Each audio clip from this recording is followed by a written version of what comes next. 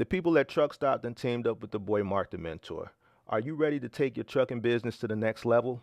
With Truck Stop Pro, you get access to the best load board in the game, giving you the tools to find higher paying loads and streamline your operation. And right now, you can try the Pro plan free for 30 days, a $159 value. Click the link in the description to claim your free Pro plan and start making smarter moves for your trucking business today. Warning: the following content contains strong language and may not be suitable for children. This content is primarily for adults, as this is a trucking channel and truckers have filthy mouths. Please don't tweak if I say. Viewer discretion is advised.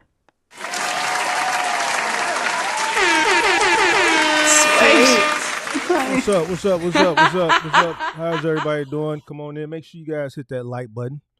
This Friday, late afternoon, early evening. Let's get this show on the road. All right, let's do the roll call. Shout out to SD Walk. Shout out to GOAT Logistics. Shout out to everybody that's part of the MGM gang. Shout out to Transportation Boys. Who else we got? Ty Trillis, Sharks World. Shout out to Alex in the building. What's going on? Who else we got? One Carolina. Shout out to everybody that's part of MGMs. What else? We got the boy Deli. What up? Sharks World. What up? Big Worm. What up? We got Pippi. Shout out to all the moderators. We got BBM. Talk to me nice. Okay. Is BBM? BBM, is you the guy that I talked to on that stream that night? Is you the guy that I talked to? How you hit the link before? Is you the guy that was drinking the what's that called? The White Russian? Is that you? Let me know if that's you. Tall guy Don, where you been? I ain't seen you in a while. We need a Mark and Trucker Brown collab. Yeah, I like Trucker Brown. Shout out to Trucker Brown. I think Trucker Brown one of the real trucking content creators that really understand the business. I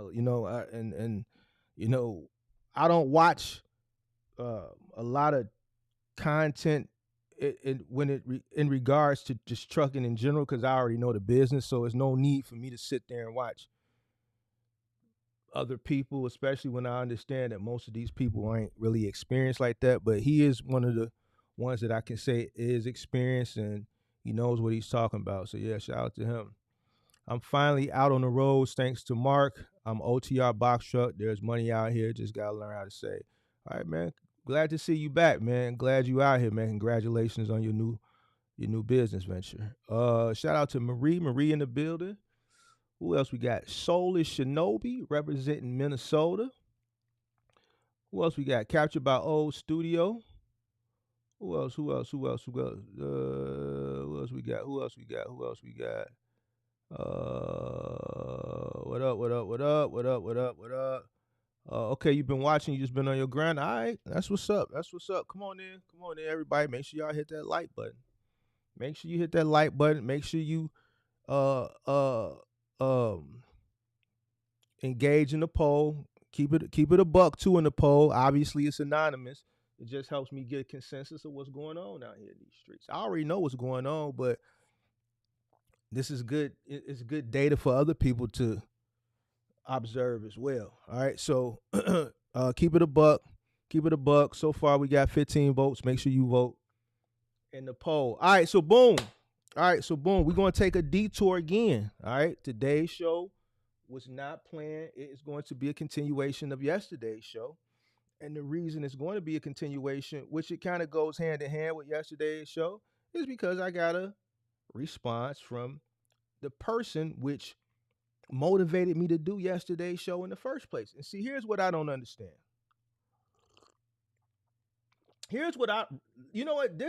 This is crazy to me. You got a lot of people that watch trucking content that are newbies, that are novice, that want to challenge experience. Why do people that don't know nothing, that's looking for information, want to challenge experience? That shit crazy to me. Like, people come into the Discord. Me and Pippi was talking a few weeks in the Discord, and I'm like, yo, why do people come in here that's on the new, that don't know shit, ain't even got a goddamn truck yet, ain't even got the money to get a truck. They ask you a question, you give them an answer, and it's always a but. But what if, but.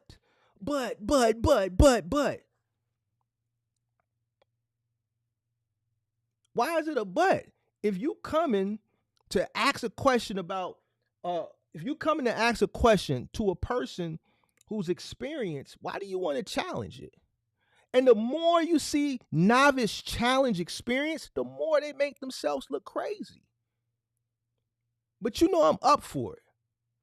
I'm up for it. This shit is, it to me, it don't make sense. It's like, or here's another thing people do. They come and they want confirmation from you about somebody else. Like, bro, I'm not sitting around watching other men content. Like, I'm not sitting around doing that. You want to go spend your money with somebody else, but you want me to confirm if they legitimate or not. Like, what type of goofy you think? Do you think I'm a goofball? You think I'm finna sit up here and yeah, he good. Go give him your nickel. Nah, he ain't good. Don't go give him your nickel. You want to come and ask me and get confirmation from me about somebody else. Because see, me, I'm not telling you what you want to hear. It makes sense. Somewhere deep down in the back of your brain, what Mark is saying makes sense. But it's not what you want to hear. See, most of the people that come to the internet for information, they looking for confirmation, not correction. When you correct them, they want to, it's a but, or they just disappear, or they get mad and hit the thumbs down because you're not telling them what they want to hear. They want you to confirm what's in their head or what they heard from somebody else. That fairy tale shit, that role playing shit that we talked about yesterday, that dreaming shit, hoping shit like that. I'm not finna confirm none of that.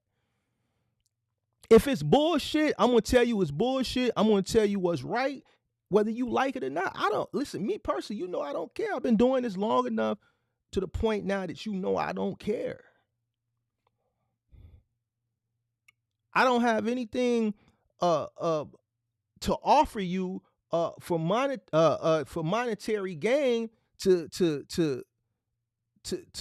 swindle you one way or another. I don't need your money. That's why I can sit here and give you all this experience information pro bono and not ask you for a thing and sponsor it myself. I'm sponsoring this from the hip. This shit costs. This shit ain't free. I'm not finna confirm nothing that's bullshit. So if you coming to me for confirmation for this role play fantasy that you got in your head, if it don't make sense to me, I'm gonna let you know it don't make sense. So today's show, we're gonna talk about why you not the business, right? Because her response was, I'm the business, and she went on a whole long Bible scripture. And we're gonna get to it, and then we're gonna talk about paying yourself, because we're going back to the margins, and I'm gonna further substantiate for you the pay scale, your actual pay scale as an owner operator. All right, so let me pull up this comment. This was her response from the live stream yesterday. And you know, it's got sassy. You know, she got sassy with old Marky Bar. For those of us unsophisticated business people with one truck, or who are looking to get into the business, who aren't separating themselves. Now, pay attention to the words. You got to pay attention to the words. With one truck, or who are looking to get into the business, who aren't separating themselves from the business, 6% seems worthless. Listen, let me stop it right there. 1% is more than what I had. 2% is more than what anything over 0%, 0.1% is more than what I had. Anything with a plus in front of it ain't worthless. See, this is the problem. Most businesses operate on small margins. saying it's worthless is an excuse. Restaurants operate on even lower margins than that. But yet and still you have people that become very successful restaurateurs.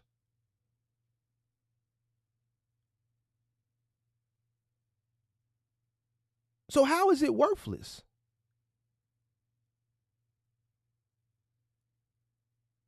This is the mindset of somebody that was sold a dream. I'm not confirming what she's got in her head. I'm correcting it. And it proves my point that people don't like it. Even with the information available, like you can go, like trucking, the data is out there. I'm not pulling these numbers out of my ass. Anybody with common sense in trucking knows that the margins are razor thin. And I know some of your favorite content creators, one in particular, and you know what? I don't have no issues with him, but he said what he said. He can never live that down. Never. Verbatim. Somebody asked him, 20%, I think they said high or low. He said, no, 20% is kind of low. You should be making at least 70, 80%. These is the people that y'all go pay. And then you come over here to get confirmation, and I tell you that's bullshit. And I correct you. Not only do I correct you, I substantiate my answer. I cite my sources, but still you want to come back with a but. And you on the new.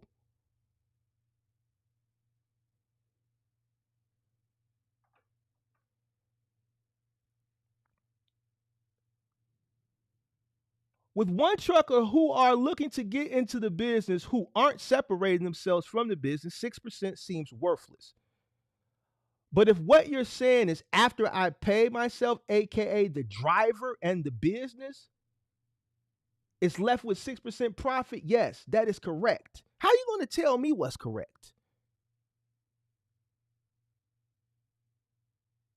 How are you going to tell all these owner-operators, these big mega carriers, the companies that are paid millions and millions and millions and millions and millions of dollars like ATRI yearly to do the surveys and collect the data? How are you going to tell all of these individuals that are way more experienced than you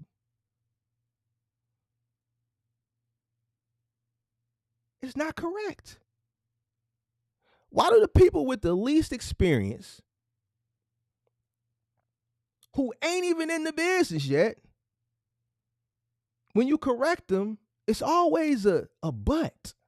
But I guarantee if I say, listen, you can make 1.8 your first year with a box truck, tap in, hit that link. I'm going to show you how. Listen, I got it's a $5,000, go ahead and just cash app me the $5. I'm going to send you this Google Drive and everything you need to know to get 1.8. I'm going to show you how to do it. Once you send me that, tap in and you send me that nickel. I'm going to show you what I did. One truck, a 1.8. No questions. You running straight to you getting the moving money around. You finding the money.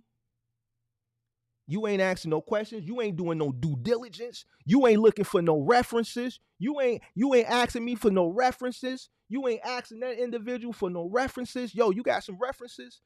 Can you send me 3 references of 3 people that paid you $5,000 that bought your course or your mentorship that can prove to me before I spend my money?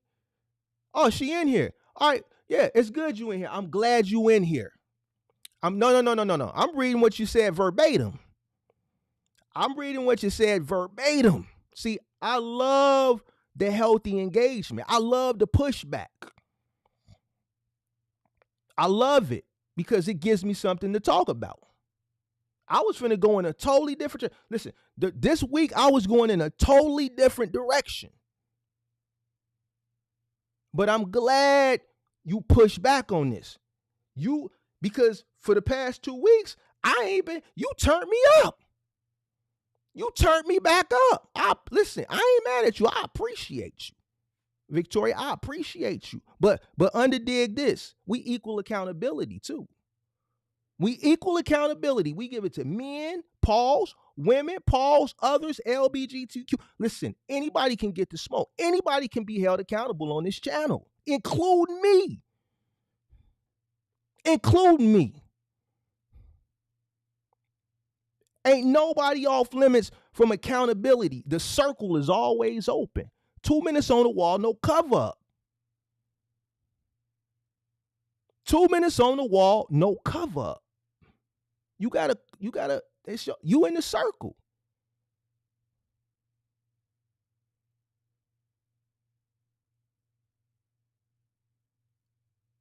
No one would do that. So I think in the lecture it wasn't clear. It was absolutely clear in the lecture. And you're wrong. People are doing it every day for even less and are successful. Now, we can place a wager, a healthy wager. There's people that are doing it very successfully for even less.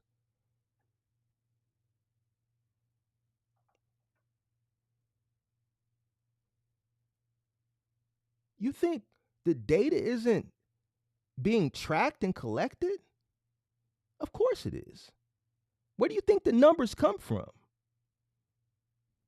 What do you mean no one would do it? I would do it. I've done it. There's people in here that are doing it. There's people out there running right now that are doing it.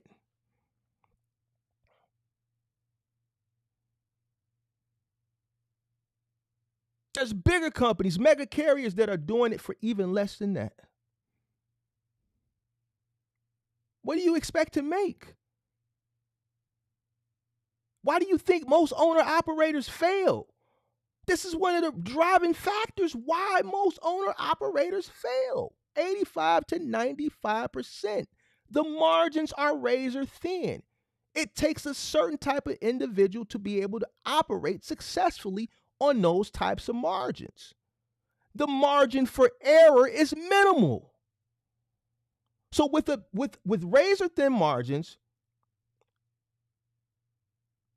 which is forcing you to almost run perfect because your margin of error is very small, because as soon as you make one bad move, if you don't have the cash flow to be able to withstand and sustain while whatever is going on, you're done.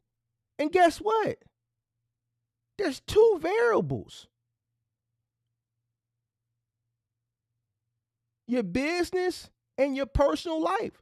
So something can happen at home that can ultimately affect your business if the capital is not there.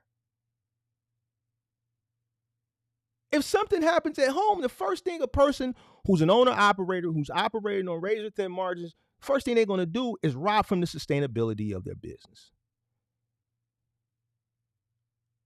What are we talking about here? Is we really having this conversation?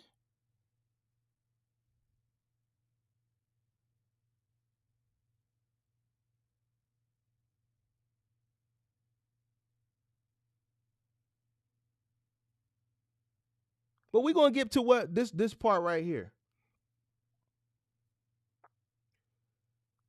But if you're saying 6% is left for me to own and 6% is all I get, the business not being a sophisticated person, sophistication has nothing to do with it.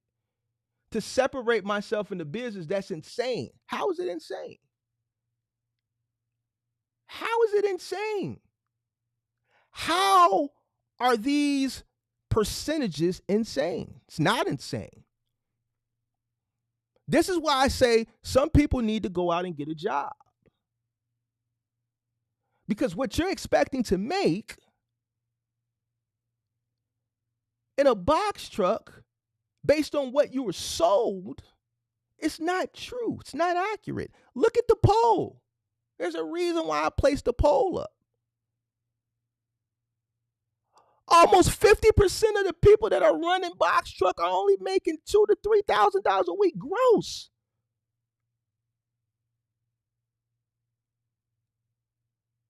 No matter where you go look for the numbers, they all come out to about the same. So if about 50% of the people in here are grossing 2 to 3K, more than 50% of that is going to cost. More than 50% of it's going to cost.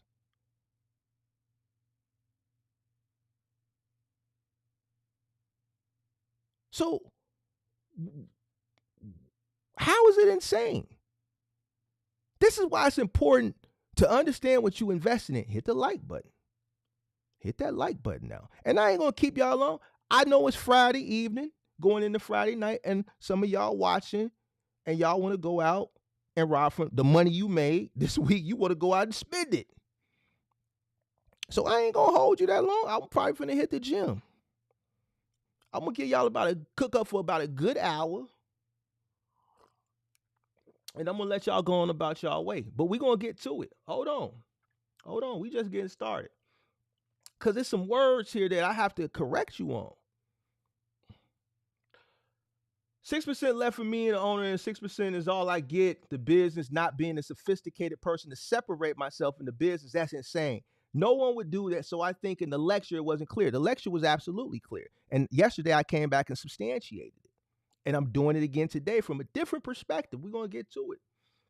You got to remember, when all on your level, I guess you meant to say we're all not on your level and we all don't separate ourselves from the business. Well, if you don't separate yourself from the business, shame on you. If you're saying, you said this, we all don't separate ourselves from the business, that's a problem. Why aren't you separating yourself from the business? Why aren't you separating yourself from the business, Victoria? These are your words, Victoria. Why aren't you separating yourself from the business? Hit the like button. Hit the like button. These are your words. Your rebuttal is we're all not doing something incorrect. So why are you doing something incorrect and coming in the comment section trying to substantiate your disagreement with me with not only incorrect information,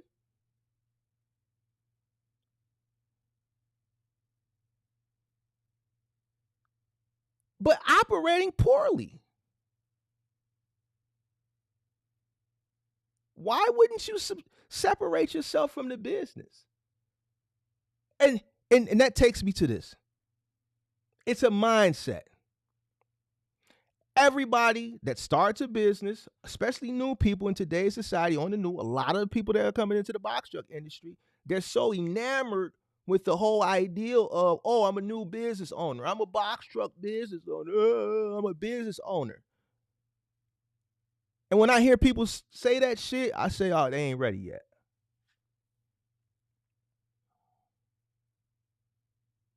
They ain't ready yet. Why are you not separating yourself from the business? Don't get quiet now. You should be your own entity and the business is its own entity. Why do you want to be directly associated with the business?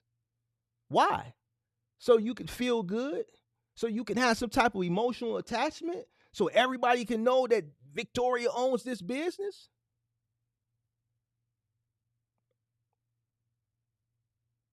I've always preached and taught people that listen to me, shit, if you can market your business like you not the owner, do that. I've always marketed my businesses like I don't own it. And some people get upset. I don't give a damn. I know how to play. I know how to win. I don't want you to think I'm directly associated with nothing. I don't want to be directly attached. I want to be a high-paid employee. That's it. The president. That's it. I have shares. The only person who should be unseparated from the business is the sole proprietor Why would you want to be a sole proprietor in trucking? Why would you want those liabilities? Victoria, come on, the floor is open. The floor is open. Why? These are your words.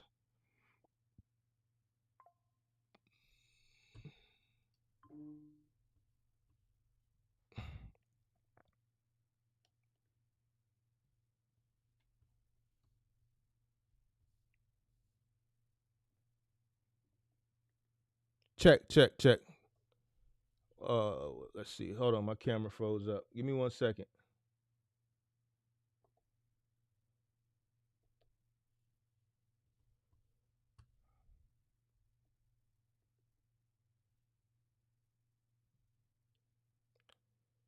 All right, we back. My bad. Camera froze up. These are your words, Victoria. Why would you not want to be separated from the business?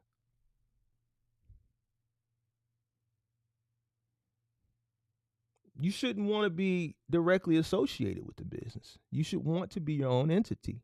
You should want to indemnify yourself from any and all liability.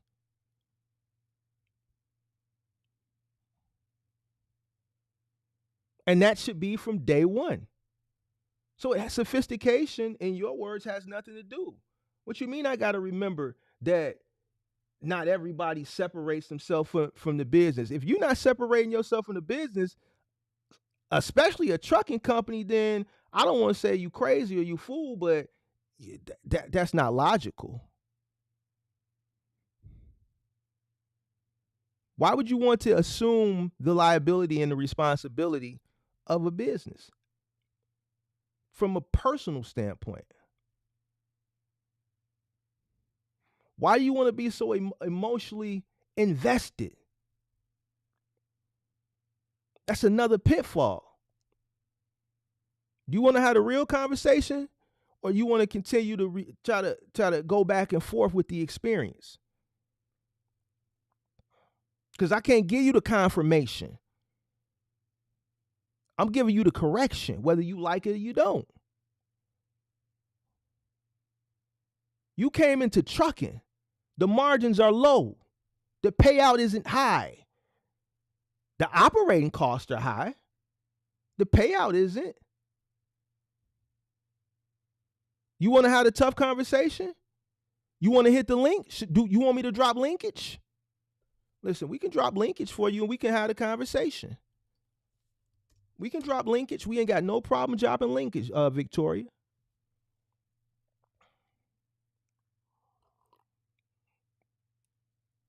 I didn't plan on dropping linkage because I wasn't expecting you to be. I expected you to watch the replay, but since you're here, let's have a conversation. Linkage is right there. I ain't going to pin it because I got the poll up, but it's in the chat. You can just click it and come on up and we can have this conversation.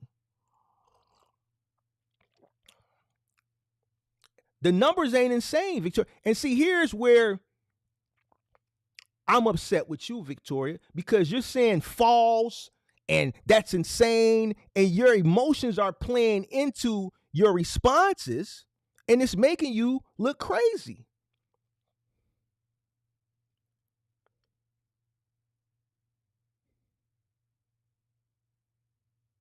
Insane and false. You're giving very direct, strong words, but you're wrong.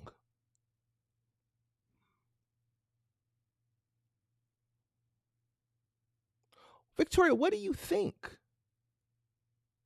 You think if you're running a truck hard, the fuel, the maintenance, tolls, logs, your fixed costs, your truck note, your rental if you're renting one, if you're renting mileage, your insurance.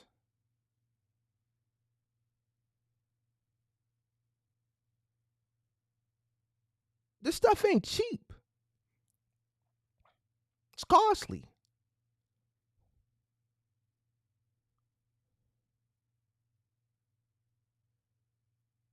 So why aren't you separating yourself from the business? Did she put an answer in the chat? Did she put an answer? Let me scroll up. So to be clear, the 6% after paying myself, that is literally the only thing I wasn't 1,000% clear on from that lecture. So now it's clear. No. You're not getting off that easy. You're not getting off that easy. You're not getting off that easy because we ain't even got to the pay part. What do you expect to pay yourself, Victoria, running a box truck? What are you expecting to get from a weekly payment perspective from running a box truck? What are you expecting to get paid?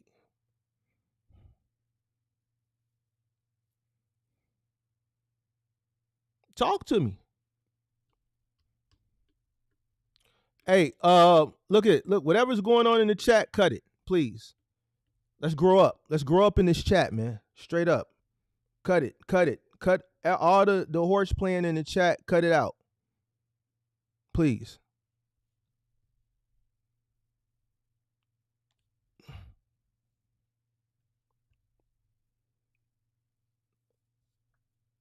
Victoria, you and the business are two separate entities.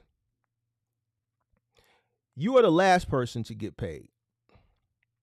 You know what a lot of people aren't doing that we're going to get to in the next segment of this live stream? Accounting for taxes.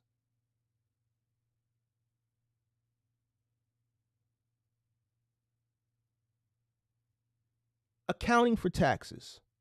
And this is why every February, since I've been on YouTube, I get bombarded with people in a frantic.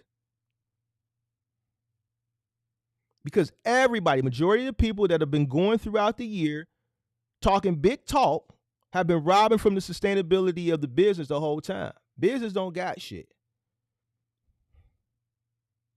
But you see their lifestyle has increased.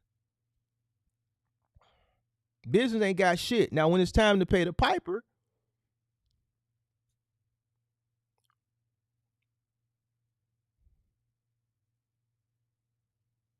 one of the main reasons why you should separate yourself from the business. Commingling funds. Paying your personal bills out of the business bank account. You have to be disciplined to separate yourself from the business. You know why so many people can't be that disciplined? It goes back to what I continuously say. They rob from the sustainability of the business, Victoria, because the margins are so small. Once you pay all your fixed costs and all your variable costs, there's a little money left. Now, once all those fixed and variable costs are paid, you really should be putting about 30% to the side for taxes. Now, let's talk about pay. After you put about 30% to the side for taxes, that number is even smaller. Now, the rule of thumb is, here's the rule of thumb, 50% of what's left is what you should pay yourself. So if you go out and you work all week and you gross a nickel, $5,000, after you account for your fixed costs, your variable costs, an average box trucker is probably left somewhere around, on the low end, $1,500, on the high end, $2,500. Account for 30% taxes. That brings that number down some. Now, whatever that number is there, 50% of that you should pay yourself. The other 50% you should leave in cash flow. Now, that 50% you pay yourself is going to be under $1,000. The average box trucker who's paying himself correctly is making under $1,000 a week. Facts. That's paying themselves correctly.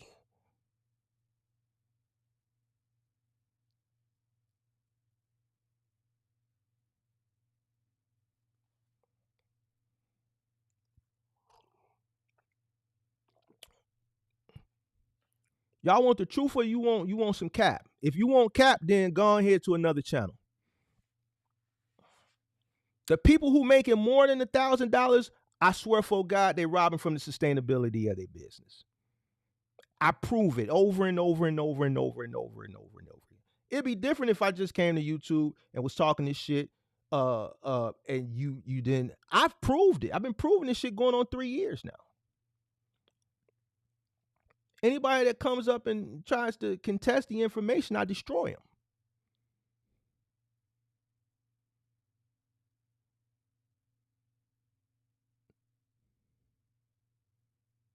You want to make serious money, it has to come at scale. Like if you want to make serious money in trucking, it has to come at scale. You're not going to make this money that your favorite people are selling you with this one box truck dream with one truck. It's just impossible.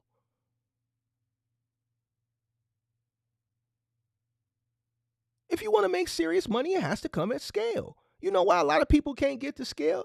Because they don't know how to operate one truck correctly. They refuse to operate one truck correctly. They refuse to do what's in their best interest.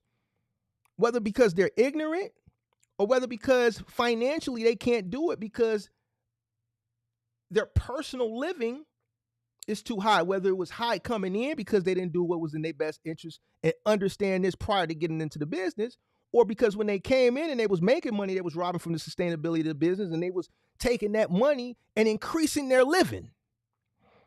So now when something happens in the business, which is going to happen, it always happens. It's not about if, it's about when. There's nothing there because the money that should have been there, they went out and they did the dun-dun-dun with it. They didn't even save it in their personal account. They spent it. So now they broke with a bunch of shit. Some Dior's in the closet, some Louis in the closet, new car. They didn't go get the Hellcat. They couldn't quite afford the Hellcat, so they went and got the RT or the Scat Pack. You did what I'm saying. I'm just keeping it a buck with you. They tricking off. They going out to the club, Mo. So the money ain't there. It ain't in the business and it ain't in the personal account. So now the business needs the money and the business is bone dry. How you richer than your business? How are you richer than the business? Or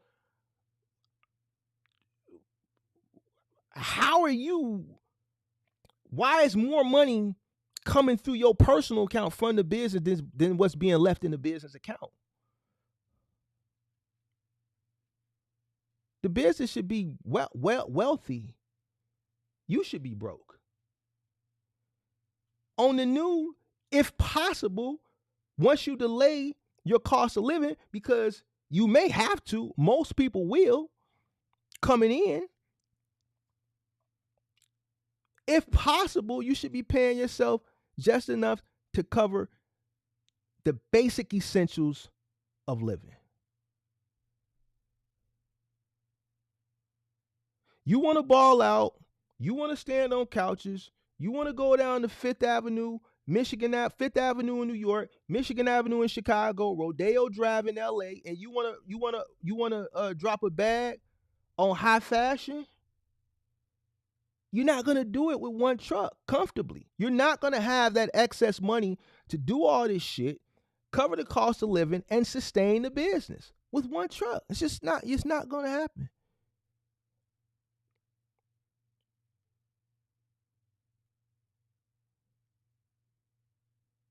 So after all expenses are covered,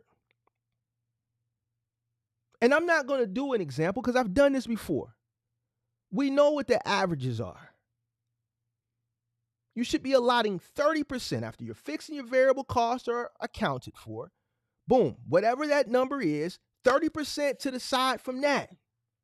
Now, whatever that number is left, 50% of that is what you pay yourself. Now, after variable and fixed and taxes are taken, the average person, if they're making around a nickel, $5,000 a week, is left with under $2,000. They somewhere between $1,000 and $1,500. Some less. Some less. Most box truckers are walking away paying themselves less than $1,000 a week. Absolutely. The ones that are running correctly are absolutely paying themselves less than $1,000 a week. It's truckers and semi-truck owner operators paying themselves less than $1,000 a week.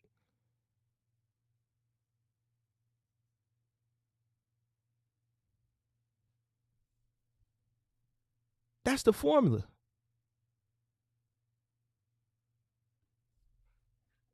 Look at the poll. only 12% saying they're making 5K plus. And we don't know if that's accurate or not. 17% 4 to 5. Majority of people are making $2,000 to $3,000 a week. Gross.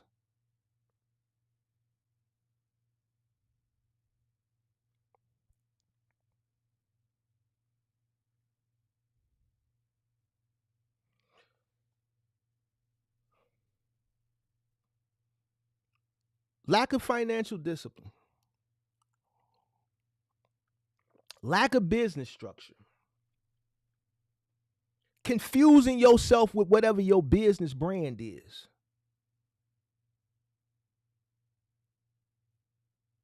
Not separating yourself from the business.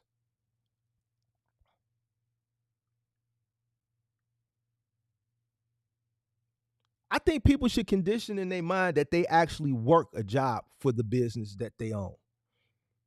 That way that can kind of condition them to not thinking that they somebody that they really not. See, what happens is a lot of people go get that LLC and they instantly think they somebody. How many times y'all seen somebody come up here and they be like, man, I just started my business. I'm a new box truck business owner. I'm like, damn, what kind of truck you got? Well, I ain't got the truck yet.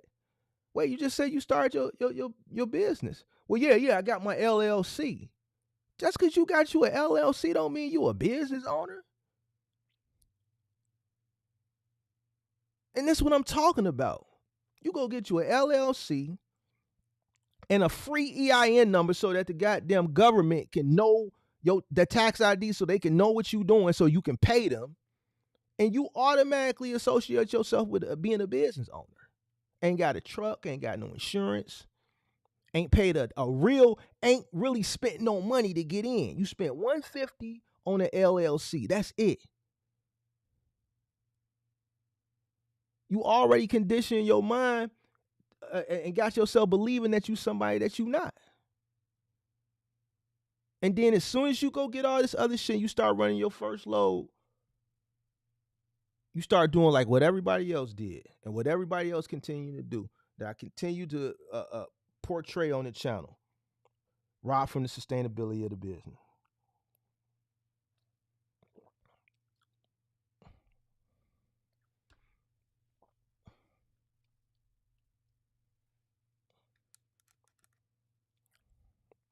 I'm going to take some questions, man.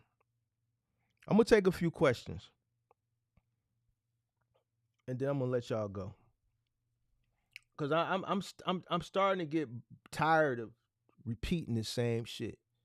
I'm tired of I all week I've been wanting to talk about other shit.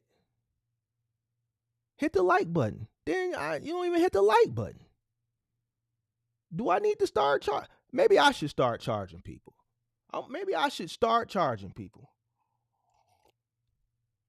You don't hit the like button, you don't know nothing, and you want to push back. It's always a but associated with it. You want confirmation of bullshit, but then when you get corrected, it's an issue. I'm so sick of talking about, goddamn it, cost per mile and why it's important that you understand your cost. And no matter how much I talk about it, people still push back.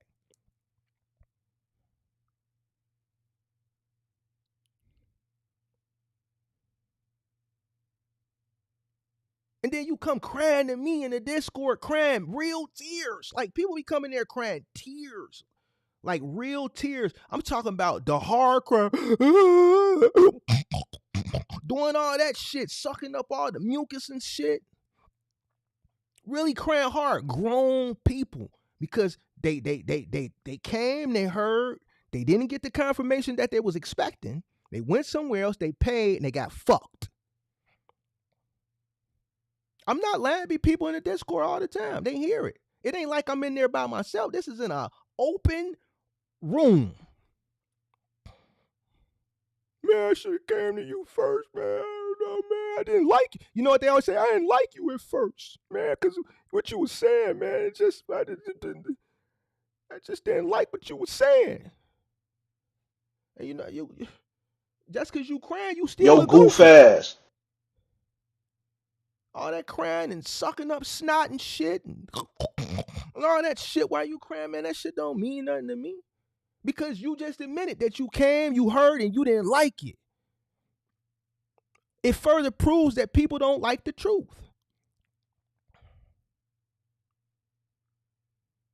It further proves it.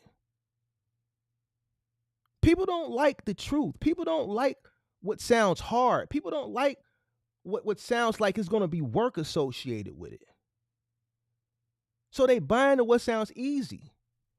Or like somebody said yesterday, man, so-and-so said, and y'all already know who say this shit. So-and-so said, man, stop listening to the naysayers. Ain't nobody no naysayer, fam. It ain't naysaying. You just got to get out there and do it. Well, check it out. You get out there with your $3 and your $4 and your $5 and your $6,000 and just do it. Right? And then when that shit don't work because you ain't got enough money and you realize you ain't got enough money, the person that said, man, stop listening to that shit, just get out there and do it. Make sure you can go back and lean on that person for all the little $4, $5, $6,000 that you did because they told you that. Make sure that they give you your money back.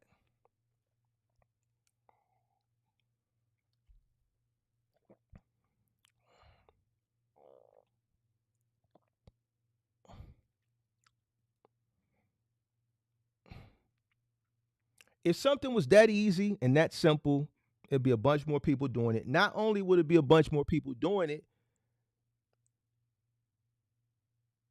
the failure rate wouldn't be so high in the first year. 85 to 95% of owner operators fail within the first year.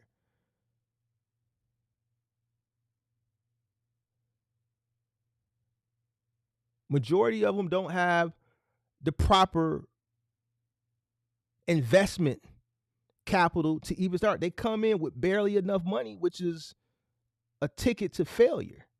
I've talked to a few people within the past 30 days that have been in and out within the past 60 days. Listen how that shit sound. I've talked to a few people within the past 30 days that have come into this business and out of this business within 60 days. Since August. Talked to a few guys that came in and are already out.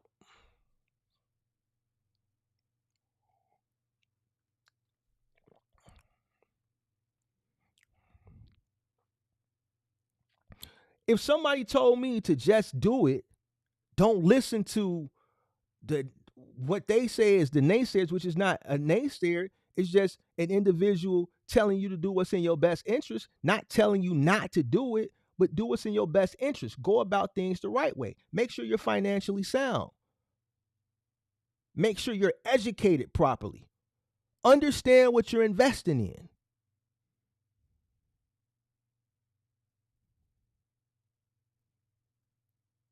Make sure you're aware of the risks that are associated with what you're about to do.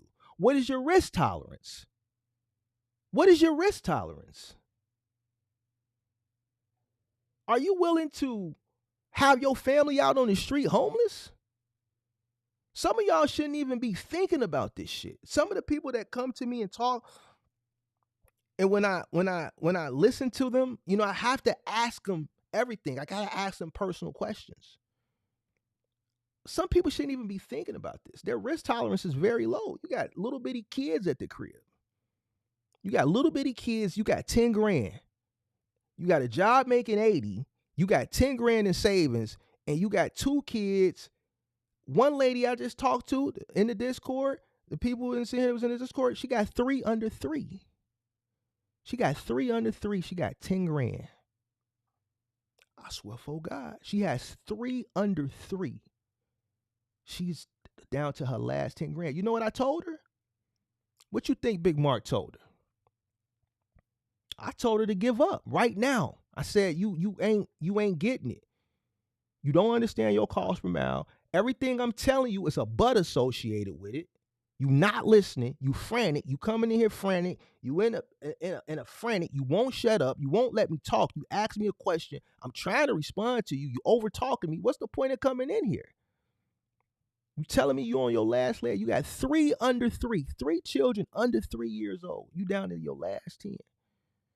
You never had a plan on even getting in the truck yourself. Now you out in the truck trying to figure this shit out. Don't know your cost per mile. Don't know your. I'm telling you, you operating at a loss. You telling me how is it possible when you don't even know your cost per mile, but your money is dwindling down. If you were profitable, your money would be going up. Your money is dwindling down. That's why you're in here. People be so frantic and delusional. You know, when you get to that point, when you down on your last, you become delusional. And that's what I be dealing with. A lot of delusional people when they get down to that last. It was another guy who came in. When did Buddy come in from Mississippi? It was in September, beginning to middle of September. He was down to his last two. Somebody told me, yeah, Mark, he DM'd me. He didn't want to tell you, yeah, he out. Because I told him, I think I gave him about a week and a half, 2 weeks. I'll be calling, I'll be telling people when they be coming to me, I'll be like, yo, you either going to do this or you going to do this. And I'll be calling they failure. All right, you'll be done in the next week and a half. You'll be done in 3 weeks. You'll be done by November. You're going to be done before peak season. Yeah, somebody told me in the Discord, yeah, he reached out to me and asked me if I could hire him as a driver. Yeah, he out. He didn't want to come back in the room and tell you. You called it.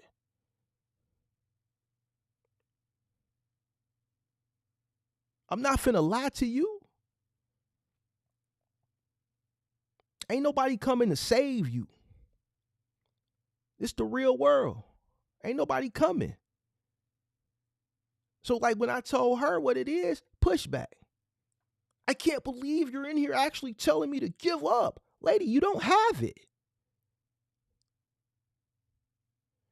Take that last 10,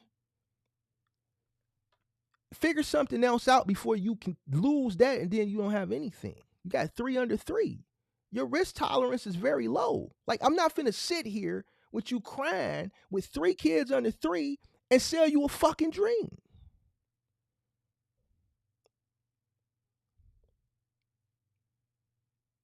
You already got sold a dream. That's why you're in the position that you're in now. These people that be selling people these dreams, they don't ask them, nor do they care about the other side.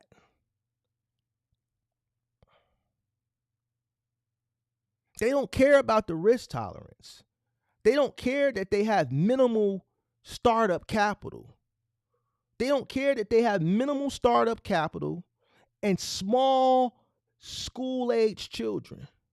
They don't care that this person just told them that they're taking their last to invest in this and it has to work. They don't care. They just like, fuck you, pay. This is what they say in their head. Fuck you, pay me.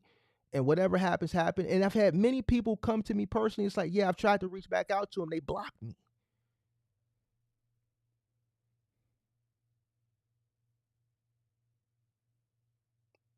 Now, granted, most of these people are naive middle Americans. Some of them from big cities, they just ain't been around the block.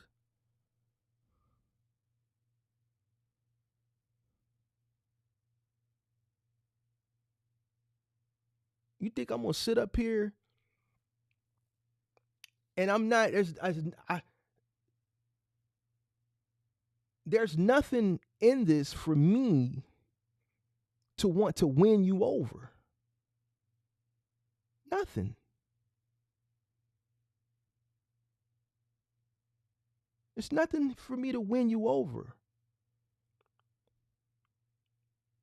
I embrace the fact that majority of the people who come into this business don't want to hear the truth. I embrace that. That's why I get up here confidently and talk my shit the way I do. I've come to terms that, you know what? Majority of people just aren't business savvy. Majority of people want confirmation on what they already think, which is a bunch of bullshit. They don't want the correction. They act like they come to YouTube to learn from experience, but when experience really tells them the truth and the things that they need to do, that's not what they were looking for in actuality.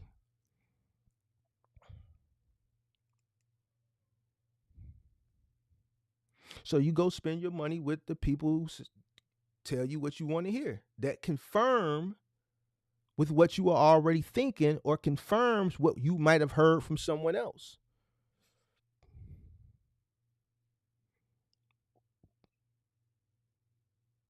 And then you come back to me when you down on your last leg and looking for a miracle. You want Mark to give you a miracle. Now I've turned some people's business around. Y'all witnessed me save some people.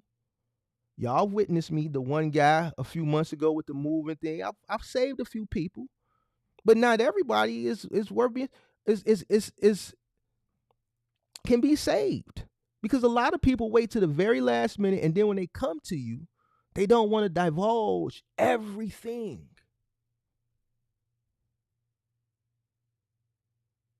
Look at the Mike Lowry. See, y'all missed it. After I dropped that series on him, he popped up in the Discord the other night. Me and him went back and forth for 5 hours in the Discord. It was legendary. I wish I would have recorded it.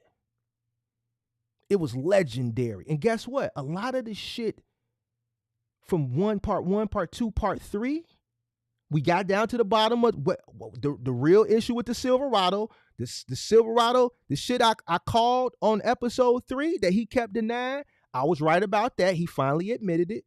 He was hiding it. It wasn't no battery. He was hiding it. And he got even deeper with some more shit that he was fucking the money up with. You know, these guys love tricking off and be proud about the shit.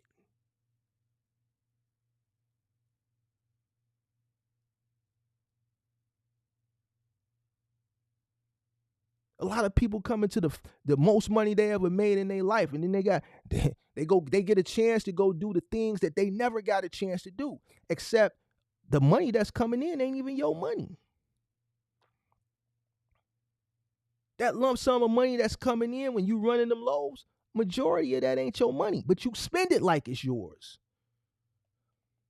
Then you end up on the show, man, Mark, where the money at?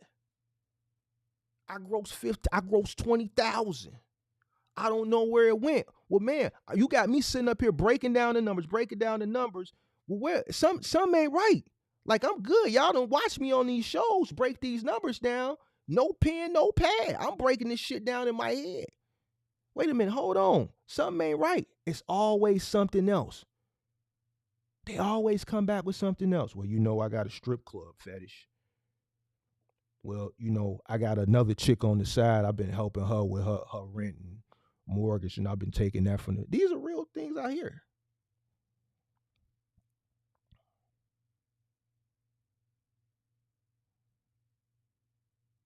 Well, you know, I went out and bought a $80,000 Silverado 2500 LTZ, and I'm paying $1,500 a month. And then I went out and bought an 8x20 trailer too. Yeah, but the battery dead. So you just not gonna drive the truck because the battery dead? Yeah, man, forget that truck, man. I ain't worried about that truck. So you got a brand new truck that you're not gonna drive because the battery dead. Yeah. You sure you can't? You paying the note? Yeah, I'm paying the note. I just don't want to drive because the battery dead. What? Start making that money, you start spending it.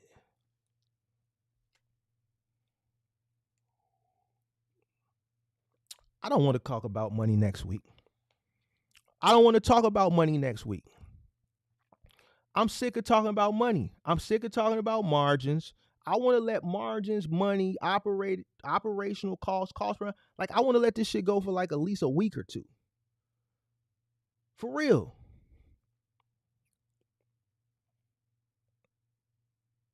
I need a break from some debating you novice about business.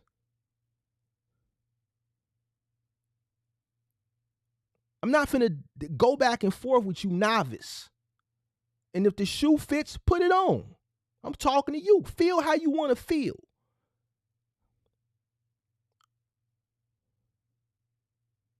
Because you know where you're going to end up. In the Discord, crying.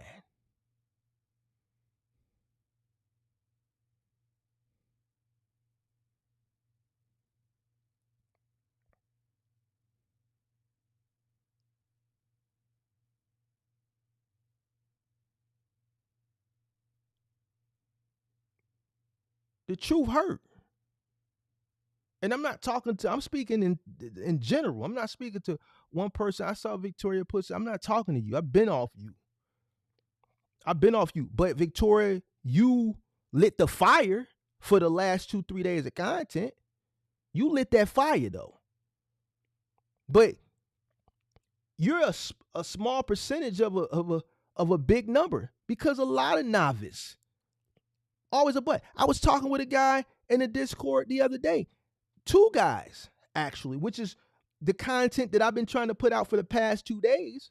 But I have to keep pushing it back because I have to keep coming back and responding to your comments and your pushback and your rebuttals.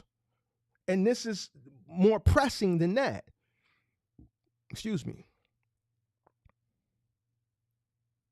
But it's plenty of other things that are contributing to a lot of new entrants in this business is failure. Other than cost. Cost is the major factor, and understanding what it costs and understanding, your operating costs, your cost per mile. But there's other factors that play a part as well.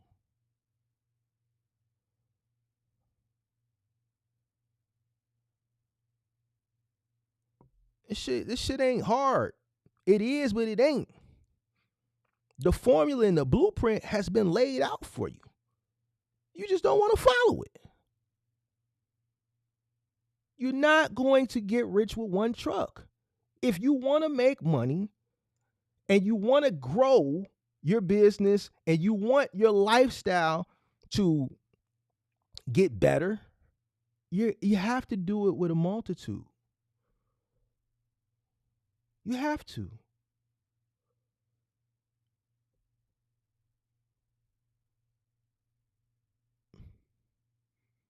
Listen, the guys that are surviving out here, they're running. The guys that are surviving out here, they don't see their families. The guys that are surviving out here, they're not. I'm talking about the OTR guys. They ain't going home every week. The video with Lou Jack that came out today, he's on 3, 4, 6, 9, 10-month contracts. He's away from his family. There's a guy I taught in the Discord transportation. He talking about he ain't going back home until after Thanksgiving, I think, is if I heard him correctly. He got 5 kids. He just had a newborn a month ago.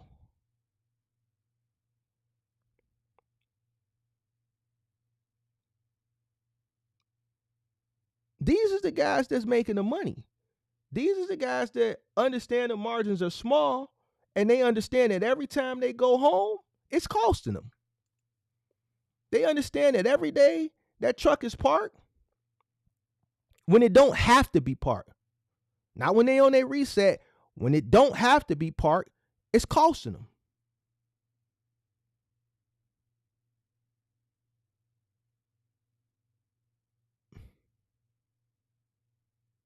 These are the guys that are making the sacrifices necessary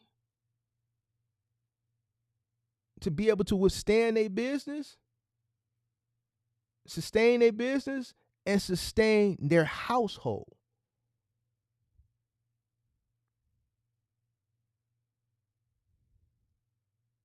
These are the guys that are paying themselves correctly. This is why they're out on the road and they don't go home, because they can't pay themselves a whole heap of money. So they have to stay working. These are the guys that understand what they invested. And if they didn't understand it when they got in, they had that rude awakening, they snapped out of it, and they out here. They doing what they supposed to do now. Something hit them that snapped them out of whatever la land daydream they was in, and they said, listen, I gotta run. I'm too invested now. The only way I'm gonna make money, every time I go home, I lose money. I gotta stay out here. I gotta stay in this radius that I'm in. I gotta run. My reset, I gotta sleep in this box truck at a rest area. I can't go home.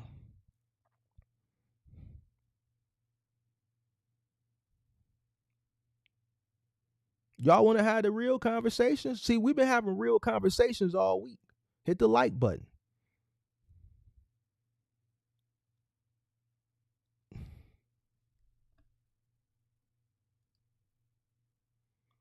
I appreciate your response and you take the time to do so and explain. And I know the content was educated to more people than just myself. Thank you.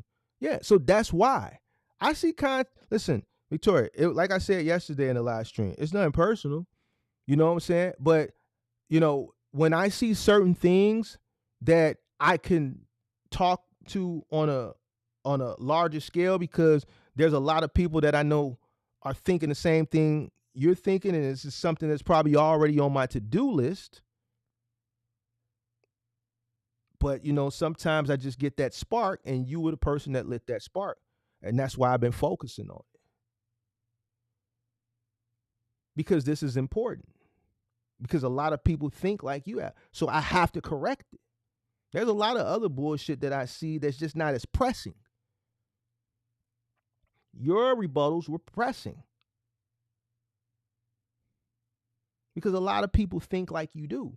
There's a content creator, I keep reiterating this, and some of you guys have been watching the content for a while know it. Like, the number he threw out is fucking insane, and people listen to that shit. But he didn't know what the fuck he was talking about, because when the person asked him the question, he had to think and wow. And then somebody in the chat threw a number, he just agreed with the person that's looking at him for information. These are the people that you go spend your money with. Don't you think, you know why I challenge these people and I put a big bag of money up? To prove to y'all that they don't know. Because if they did, they'd come get the money.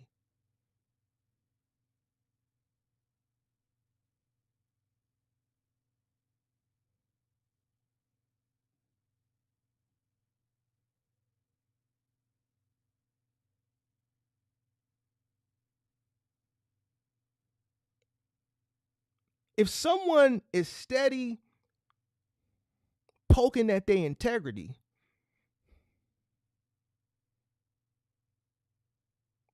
and they have a product to sell, don't you think it would be in their best interest to protect their brand and their product?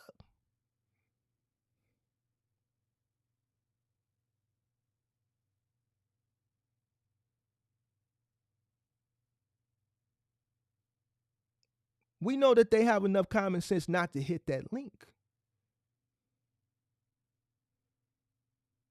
Because once they hit that link, it's curtains. They'll never sell another course, mentorship, as long as Mark the Mentor is on YouTube.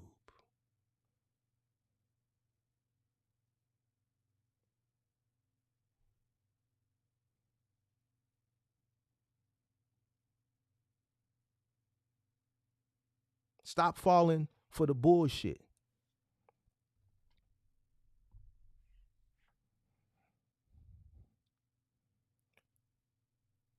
All right, we're going to take a few questions, man. Then I'm going to get out of here.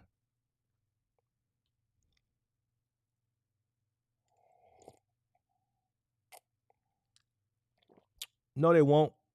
No, they won't. Because if they say my name and call it, I'm digging through their shit. Any misinformation, I'm pulling it out.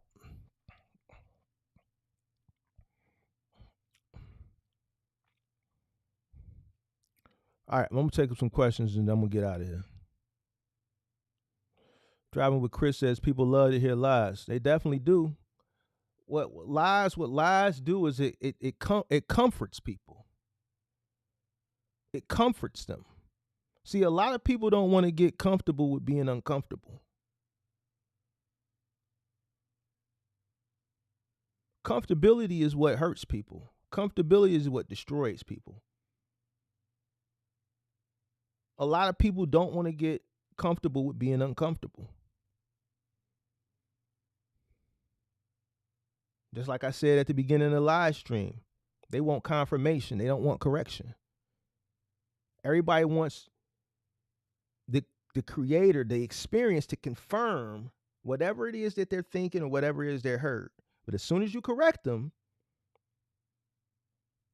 it's an issue. Any questions? The link is dropped too. It's Friday. we're gonna drop the link based on. I'm going to take any questions. Link based on any topics that we talked about this week on the live stream. What time is it? 5:30. Link is up. Poll is down. Finna take the poll down. We know most people make 2 to 3K gross. So we're gonna end the poll. Appreciate everybody for taking the time to vote. Now we're gonna pin the link to the top of the chat. And we're going to, let's see, take a few questions.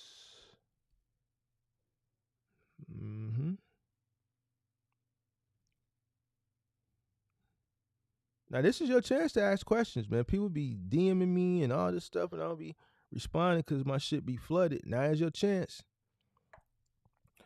What does it say? You want? I thought I saw something. Where is that at? Hold on. Let me scroll up.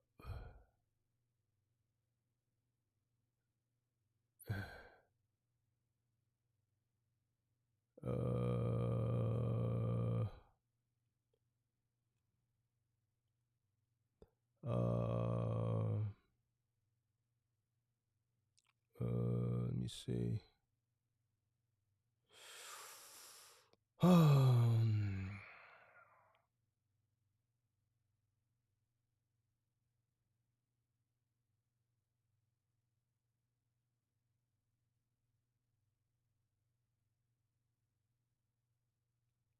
Any questions? Now is the time. Link is pinned to the top of the chat.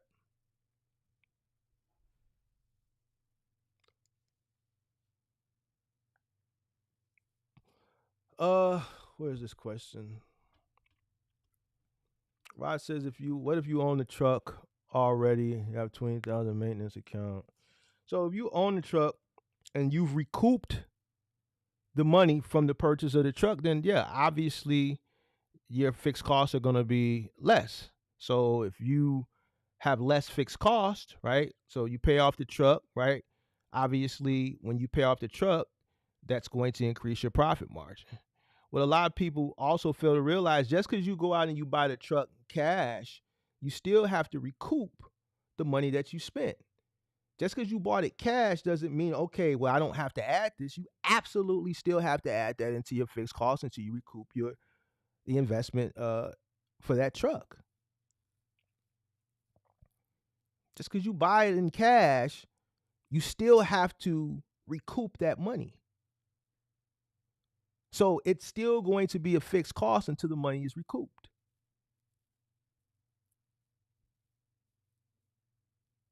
But once you recoup the money for the vehicle, then yes, obviously your margins will go up from there.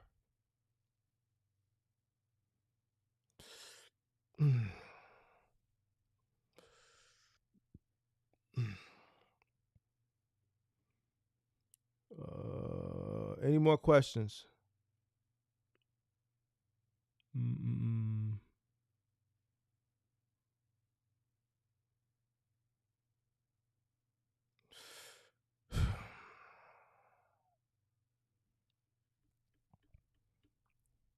All right, here's a question.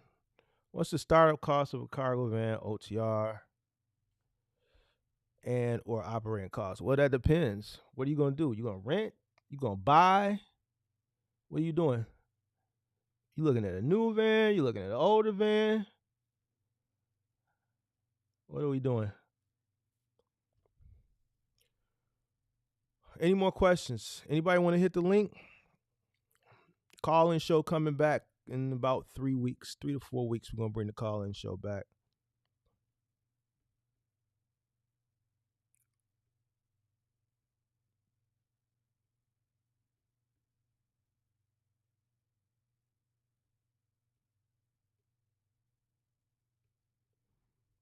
You said you gonna finance? Okay. What type of van are you looking at? What's the price point? What's your price point?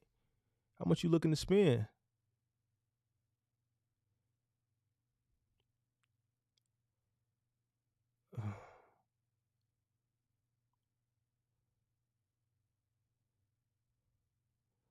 How you gonna do it? You gonna finance it? You gonna put a down payment? What are you gonna do? You gonna buy it up front in cash?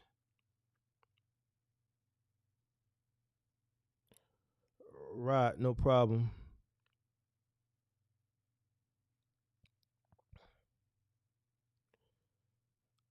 Levant Robinson says it's 2,500 per mile, 2,500 miles per week, $1.63 per mile achievable. You gotta restructure your question. You gotta restructure your question, sir.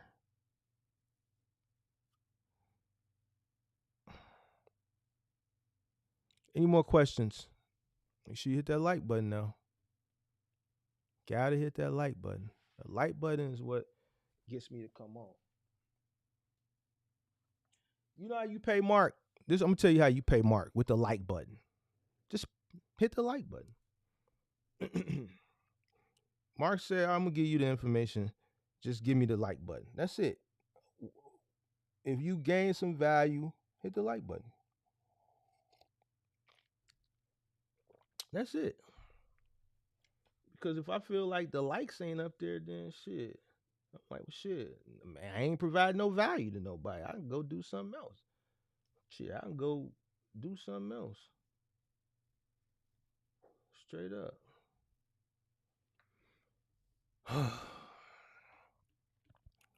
All right.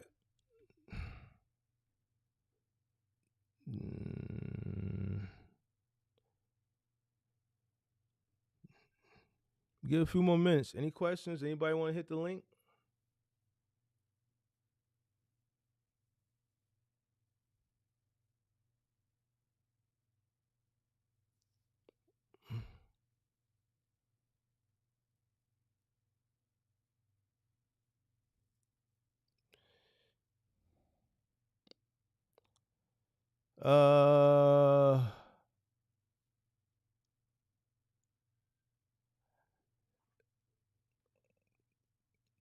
You said when you say is it difficult to earn 163 amount, you talking about profit, or you saying just finding loads at $1.63 amount? You can find loads at or around that all day.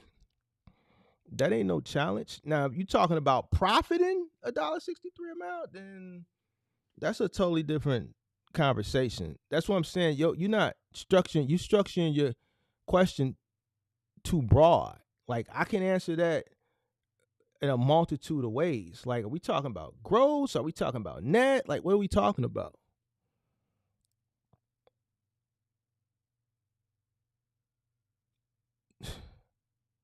What are we talking about here?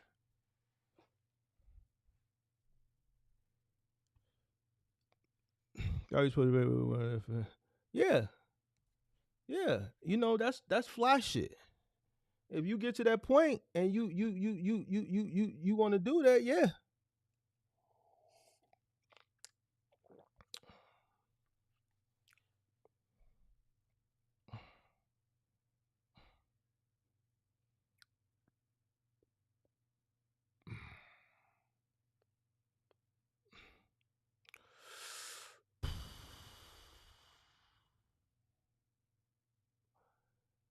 I can't give you a rough draft of cost per mile. Levant, I can't give you a rough draft of a cost per mile. Cost per mile is based on a bunch of different variables. We don't even know what type of vehicle you getting, what you gonna pay for it. None of that. That's all that information is needed. Like, I can't give you a rough draft on what that would look like.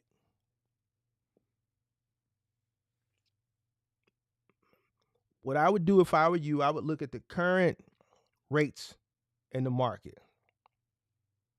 And then I would base my cost of entry based on what the rates are going. I would study the rates day in, day out, week in, week out.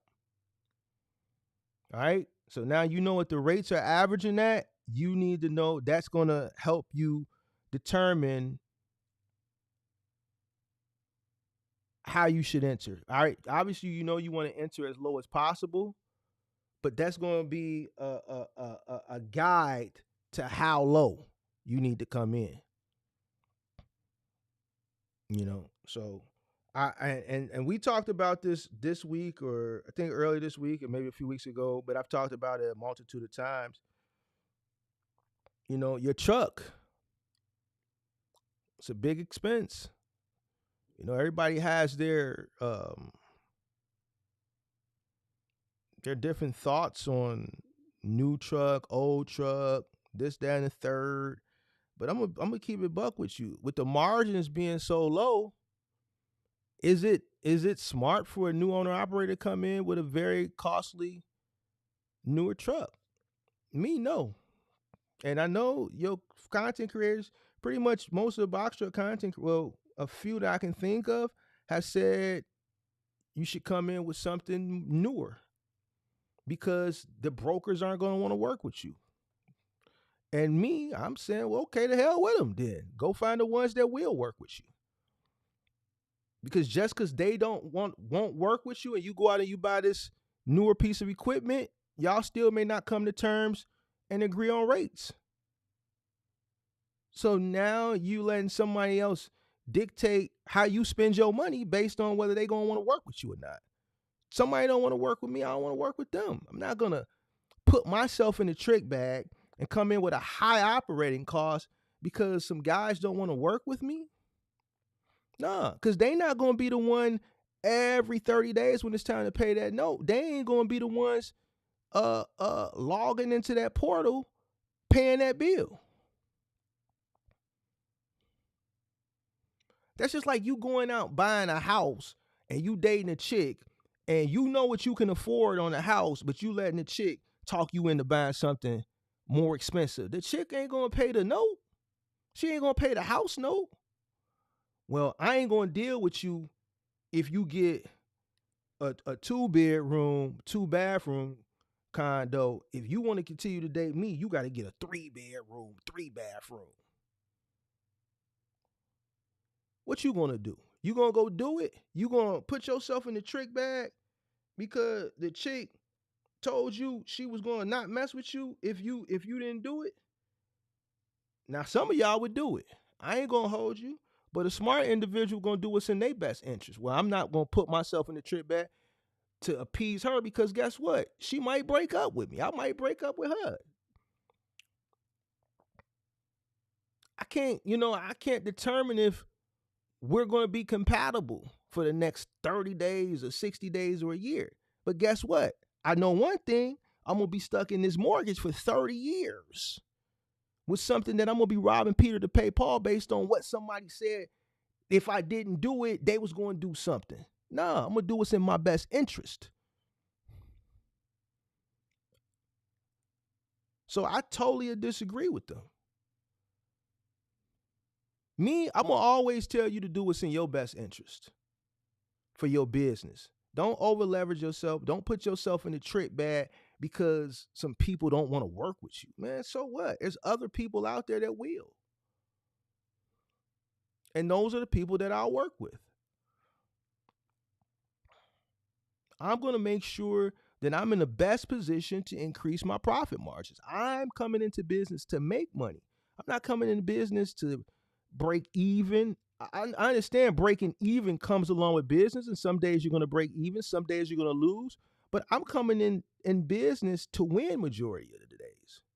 And not only am I coming in to win majority of the days, I'm coming in to win with a higher profit margin because I made a wise decision coming in. And that decision was coming in as low as possible.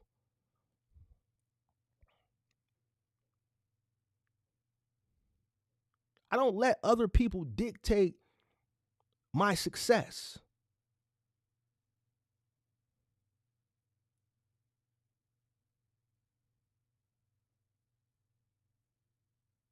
Person don't want to work with me, I don't want to work with them. There's other people. Like, it should be crazy to me. So,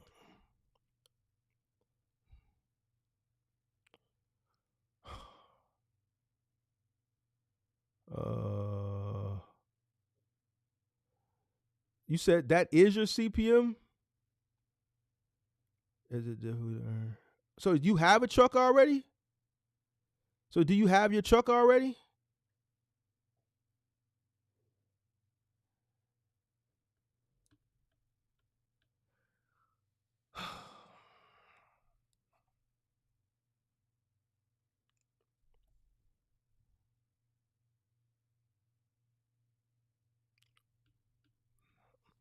All right, any more questions? Any more questions?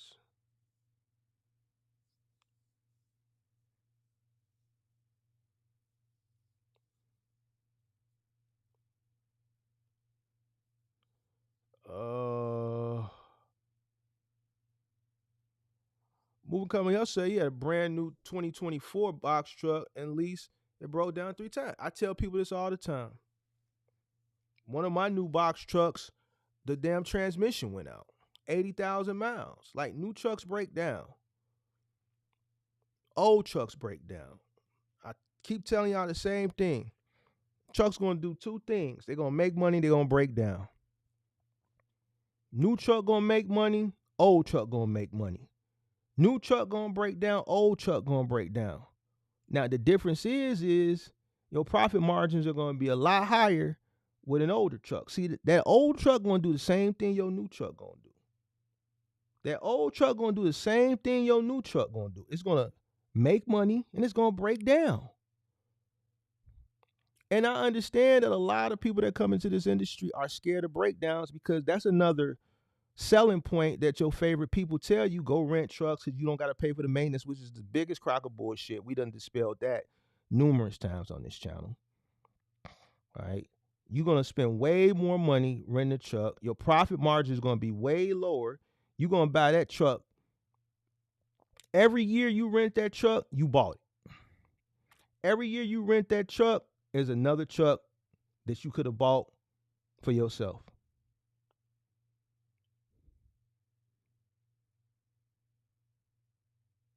We've already did the numbers.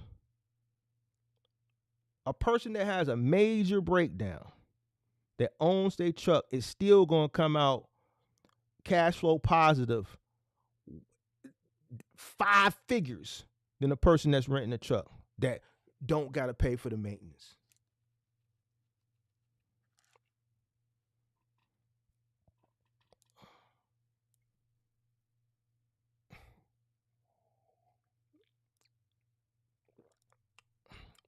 And what's crazy to me is a lot of people don't sit down and take the time to even crunch the numbers. They just run with the information. Oh man, I ain't got to pay for the maintenance. I'm gonna rent a truck. I ain't got to pay for the maintenance.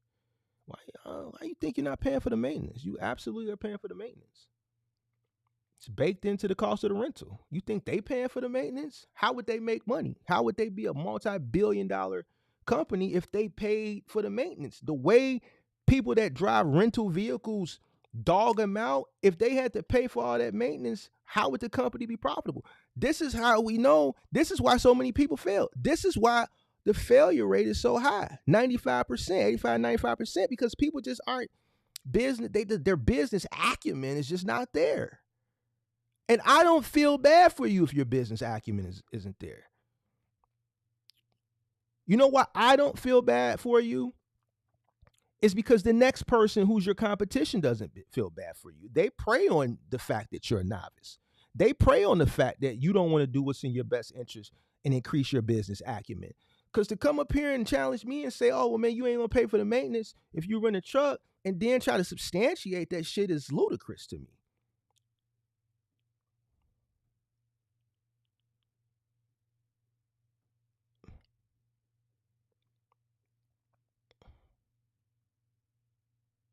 The same way you factor in maintenance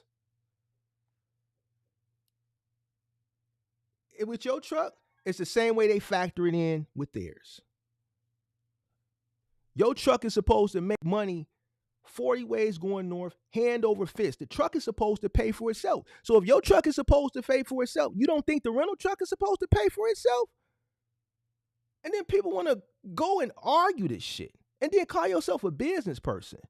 If I start a rental truck business, the math is going to be mathing down to the point that every single time it's rented, the cost of the rental down to the mileage, The mileage cost, there's going to be a percentage of that mileage cost that is going to contribute to maintenance.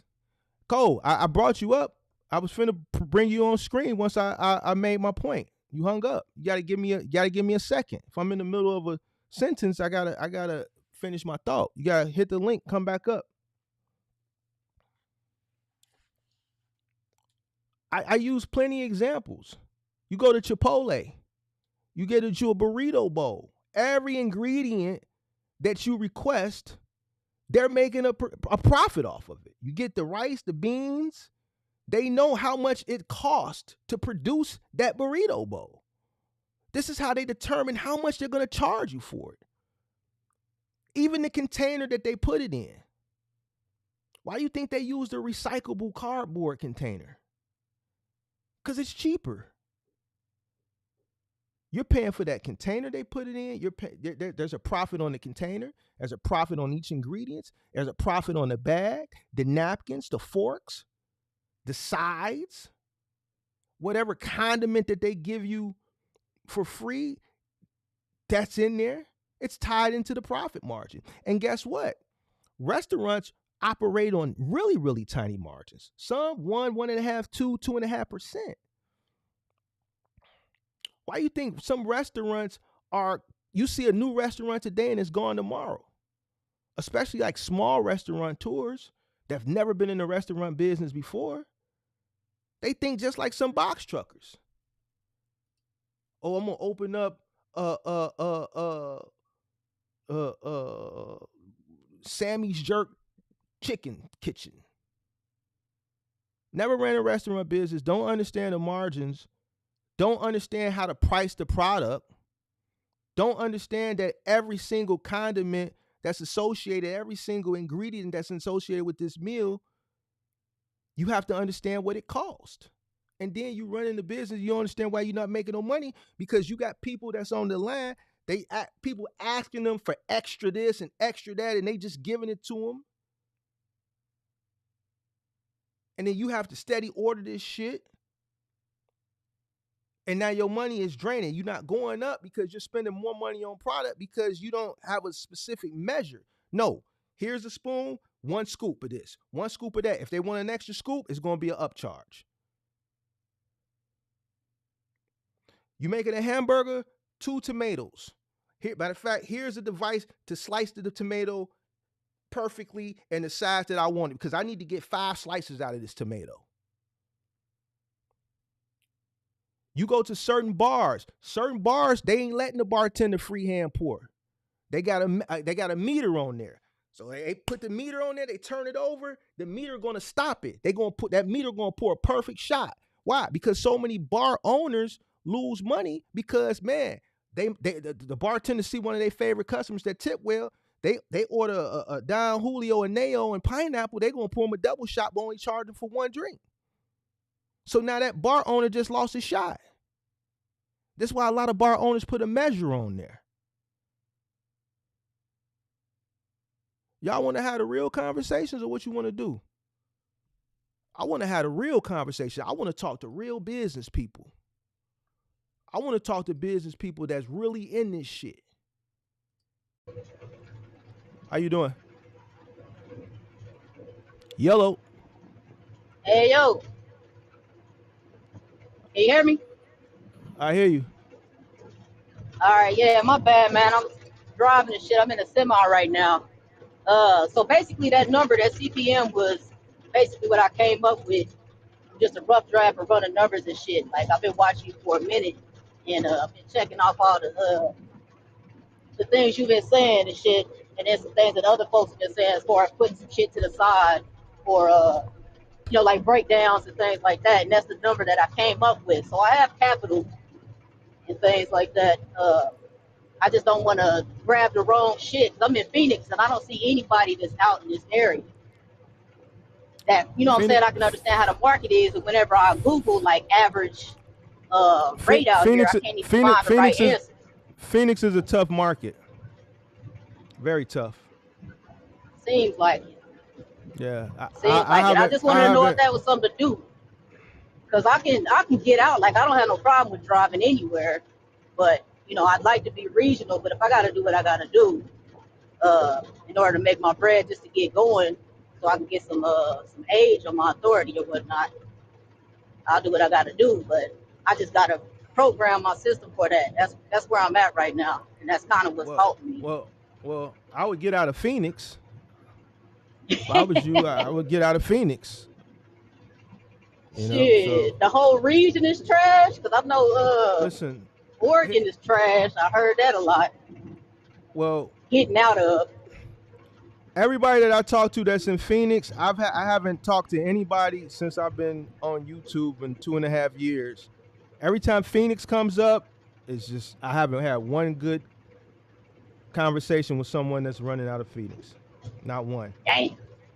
And I'm from Missouri. That's fucked up. Even with, like, I got a homie from here that drive for JB Hunt. He moved to Phoenix last year. And the money he's working every day, but the money he was making here in Chicago as a company driver, he's not making that in Phoenix. He was making $3,000 a week here, local. He ain't making that there, nowhere near it. Dang. Yes, that's about where I need to be at. So basically, you saying I need to come to the Midwest and kind of stick around that joint. Swing back out because I own a house out here, so. I mean, you a trucker. That's OTR trucker. So you got to meet the needs of the business. So wherever the money at, that's where you got to go. You got to get comfortable with being uncomfortable. Now I get that. I'm already uncomfortable. You know, working a 9 to 5 or a 9 to 9 rather. Oh, you got a regular job? Myself. Yeah, I'm a truck driver. I drive line haul. So I drive about 400 miles a day. For a company, Thing right? is, these companies don't, for a company. The companies don't really invest in you like that. You know what I'm saying? What do you mean I'd by rather that? invest my time in myself. I mean, like, basically you break your back to somebody else. And I've been doing that for a long time. I'm 37, going on 38 years old. So if I'm going to keep on breaking my back like this, I might as well do it for myself. In the next 20, 30 years or something, I can have somebody else working for me.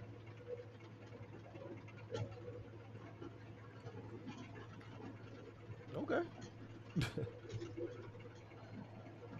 That's your reason? Yeah, that's my reason. Because I'm not trying to be 70 still clocked in somewhere, you know what I'm saying? I feel like it'll be a dead end sticking with someone that's not investing in me or a company that's not investing in me. Let me ask you this. I'm just a number out here as a semi-truck driver. Let me ask you this. You got benefits? Barely. That job come with a pension? Hell no. It's hard to find a job with a pension now. I only been having a CDL for a year, you know what I'm saying? And I eventually want to get to that. I'm just trying to start with the box truck and run that for however long I can get the bread up to get a semi and a trailer and just continue on like that slowly. However long it take, but you know, like I said, that's doing the work for myself, like with a goal in hand. It ain't got to be immediate, and I know that's something that you say all the time. That ain't my mindset. So you don't want to start a business to make money. You just don't. You want to start your business because you don't want to work for nobody else. Oh no! I do want to make money. I do want to profit. That's how I'm going to get the other trucks. No, that's not what I'm saying. I don't have a problem with working. I'm not lazy. But no, there's no need to start a business if you ain't trying to make no money. So I want enough to pay myself a decent amount to keep my lifestyle. I got support from my wife. You know, I don't depend on her or nothing like that. But I'm saying that's just my support system. So I got a comfortable life. I'm just trying to be able to get some bread for myself, put something to the side, make some investments, and then invest into my company. Make a profit, stack that, and build on that. What you think you gonna be able to pay yourself as a semi truck owner operator? Shit, at least about 60 cents per mile. No, I said pay yourself. That's what I mean, like 60 cents per mile. No, I'm talking about yourself, like 70K. You said you want to start a trucking business, right? Yeah. I said how much you want to pay yourself, you individually. Pay myself into my pocket individually, Okay. 70K. All right. So how much you expecting your truck to gross?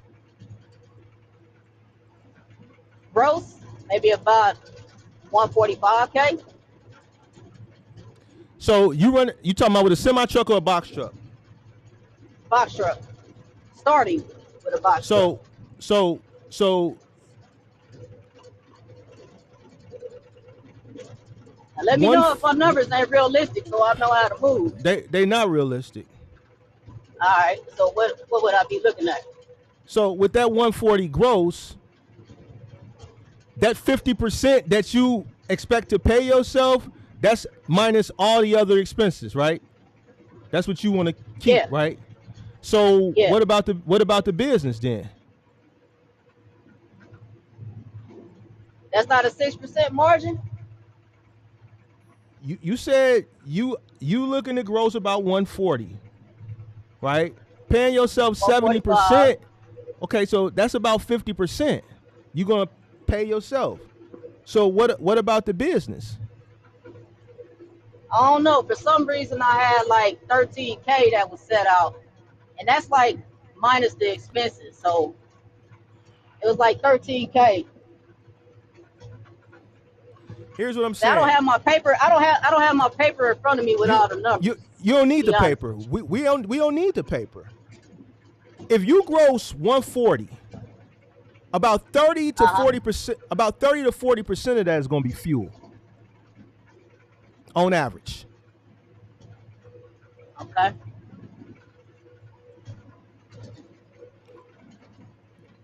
Just fuel. All right. You still got we ain't talked about no fixed. We ain't talked about any other variable. We haven't accounted for unforeseen situations, nothing. Taxes. Mm-hmm. You got health insurance, right? With your job, right? Yep. You want to keep it? You're gonna need that, right? When you go on your own, you still need to go to the doctor and get your teeth cleaned and stuff when you go to the dentist and shit, right? I got my own and I'm on my wife's military. All right, so then forget that. But still, with everything else, you think your margin's still gonna be 50% when just 30 to 40% gonna be fuel? Okay, so I need to move that to what for myself? You would say. I'm gonna be honest with you. Most people that are in this business that are successful are operating at less than 10% profit. The ones Right, that tell you that that's profit after paying yourself, right? Or is that as a whole? no, ma'am, you're listen. Once you calculate all your fixed and your variable costs and calculate for taxes, what do you expect to take home for the year? You're not gonna take home 70 grand. Okay.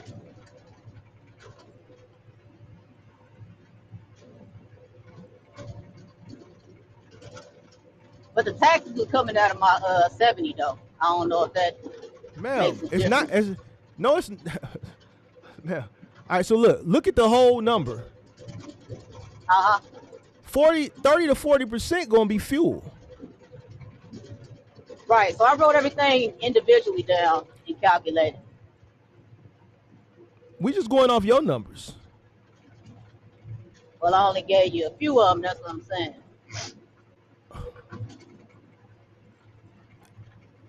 So if I was at 145, if that's what I made, the 145. So what I should be bringing home 10,000 a year. Let's run that number up. Let's run that number up. Let's run that number up to 150. Let's make it a nice whole number.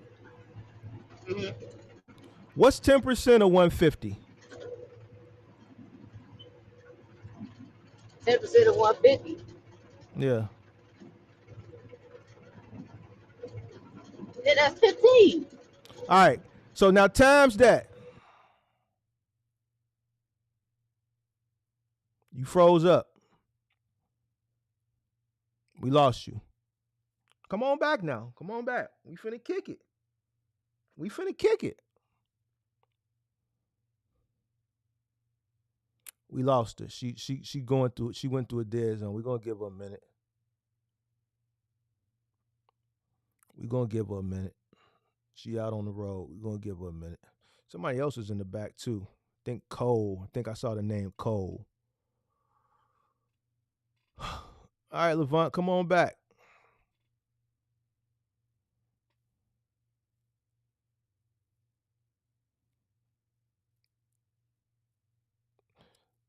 Shreko Walker, no, I'm not. You didn't even let me cook and get to the point. I was finna start breaking the math down for her, so that she can add the numbers up in her head. I was gonna say 30%. If 10% is 15, then 30% is 45. So we're gonna account for 45,000 gone for fuel. That brings that number down from 150 to 105. And then I was going to continue to go from there. Reason why I asked her what was 10% is so that she could have ideas to make the math easy for her. You gotta let me cook. But we lost her. All right. Maybe she'll call back. Cole. Who was the other person? Cole. I saw you in the back. You dropped down. Go ahead and hit the link.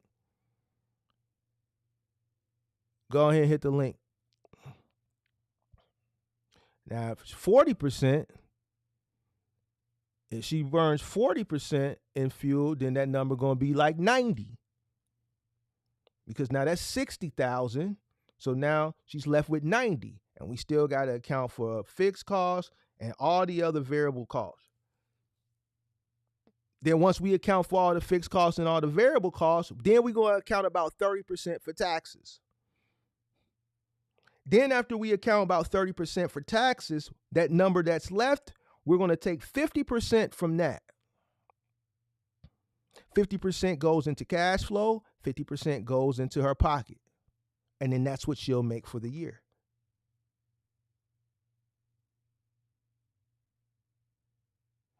Shreko,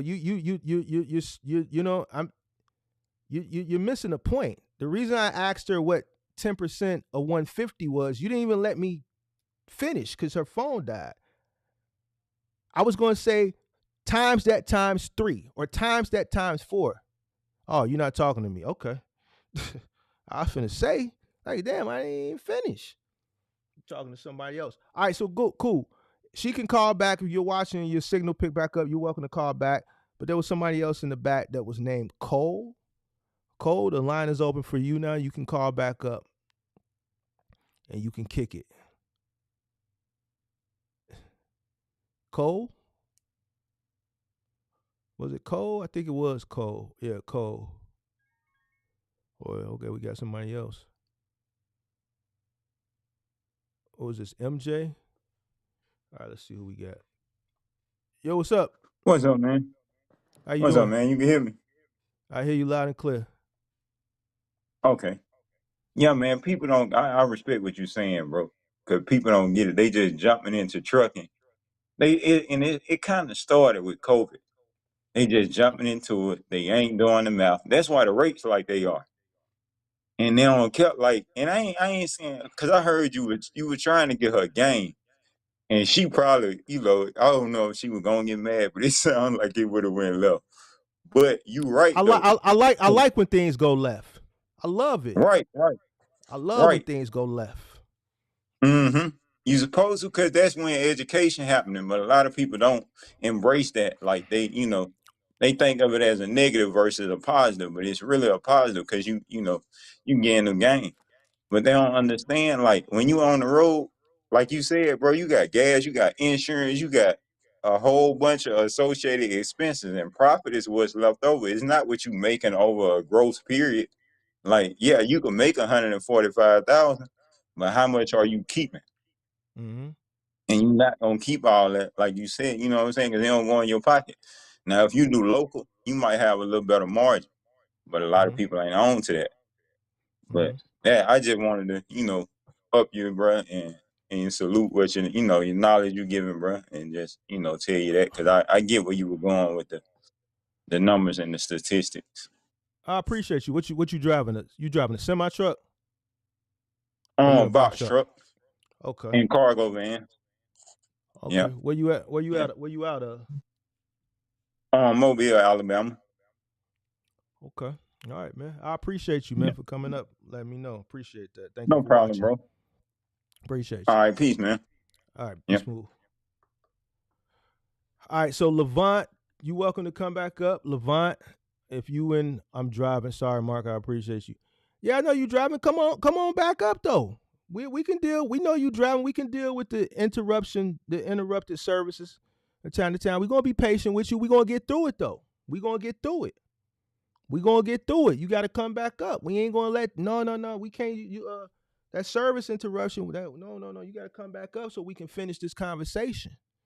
I was just finna start cooking. You gotta let me cook. I got the stove on now, the water boiling. You gotta hit that linkage. The water boiling. Come on back up here. It's okay. We're gonna be patient with you. We understand you driving, so we can deal with those service interruptions. Who else was up there? It was Cole.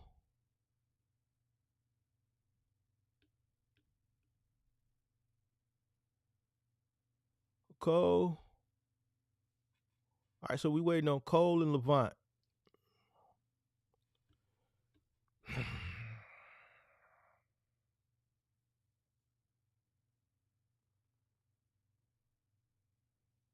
Headbanger said, "What's the average OTR 26-foot box truck owner operator in a week?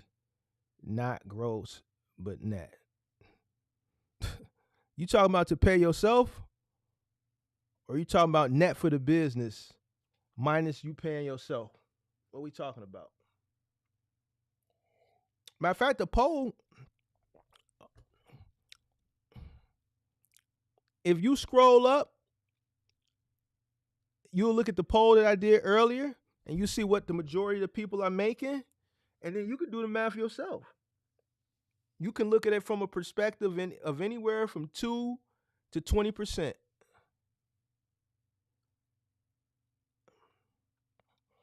of what the average person in here is grossing a week. Because every time I do this poll, that tier always is the highest tier, 2 to 3K. Not many people are making over 5K a week gross. Not many people are making 4 to 5K. I do this poll at least once or twice a quarter.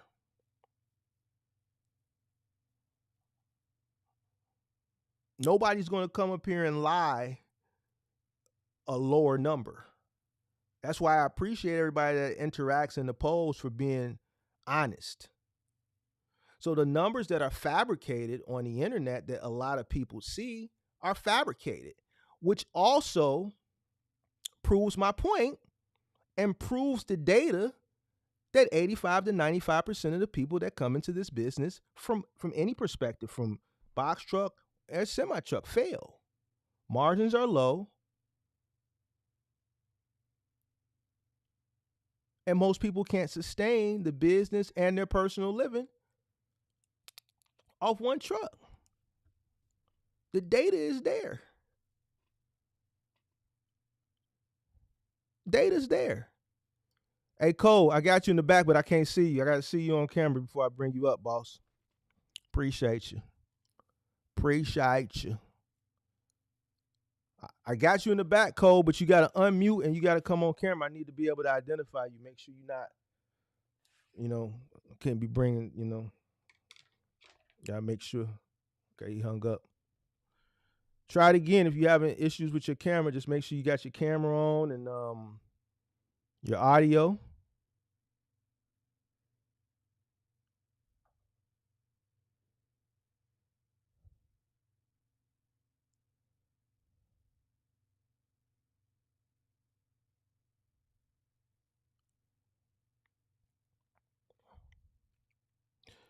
All right, Headbanger, the average that I see a lot of these guys making after all expenses are paid, less than 1,000.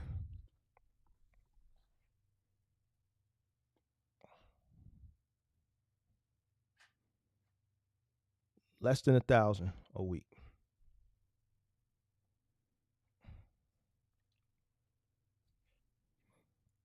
You can tell that from the poll. If people are making 2 to 3K a week, just do the numbers. It's less than 1,000 a week.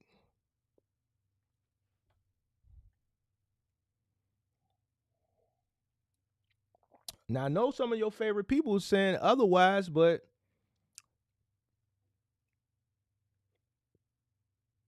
the statistics and the data don't match that. The statistics and the data match what I say.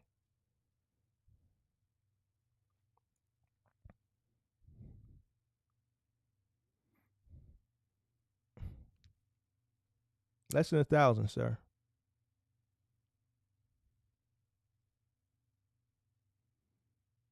So, all right, we waiting on those 2 people call up. Cole keeps trying to call up, but I guess he's having issues with turning his camera on or something. Once he figures that out, we'll bring him up. Hey, Cole, I saw you the first time. I saw you sitting down. Or call back up, man. Just make sure you got your camera on. Levant, we waiting on you too. We're welcome to call back up, or anybody else. Feel free to call back up. Shit, we here now. The lines are open. We might as well just get to it. Might as well make this a prequel call-in show, prequel to season 2.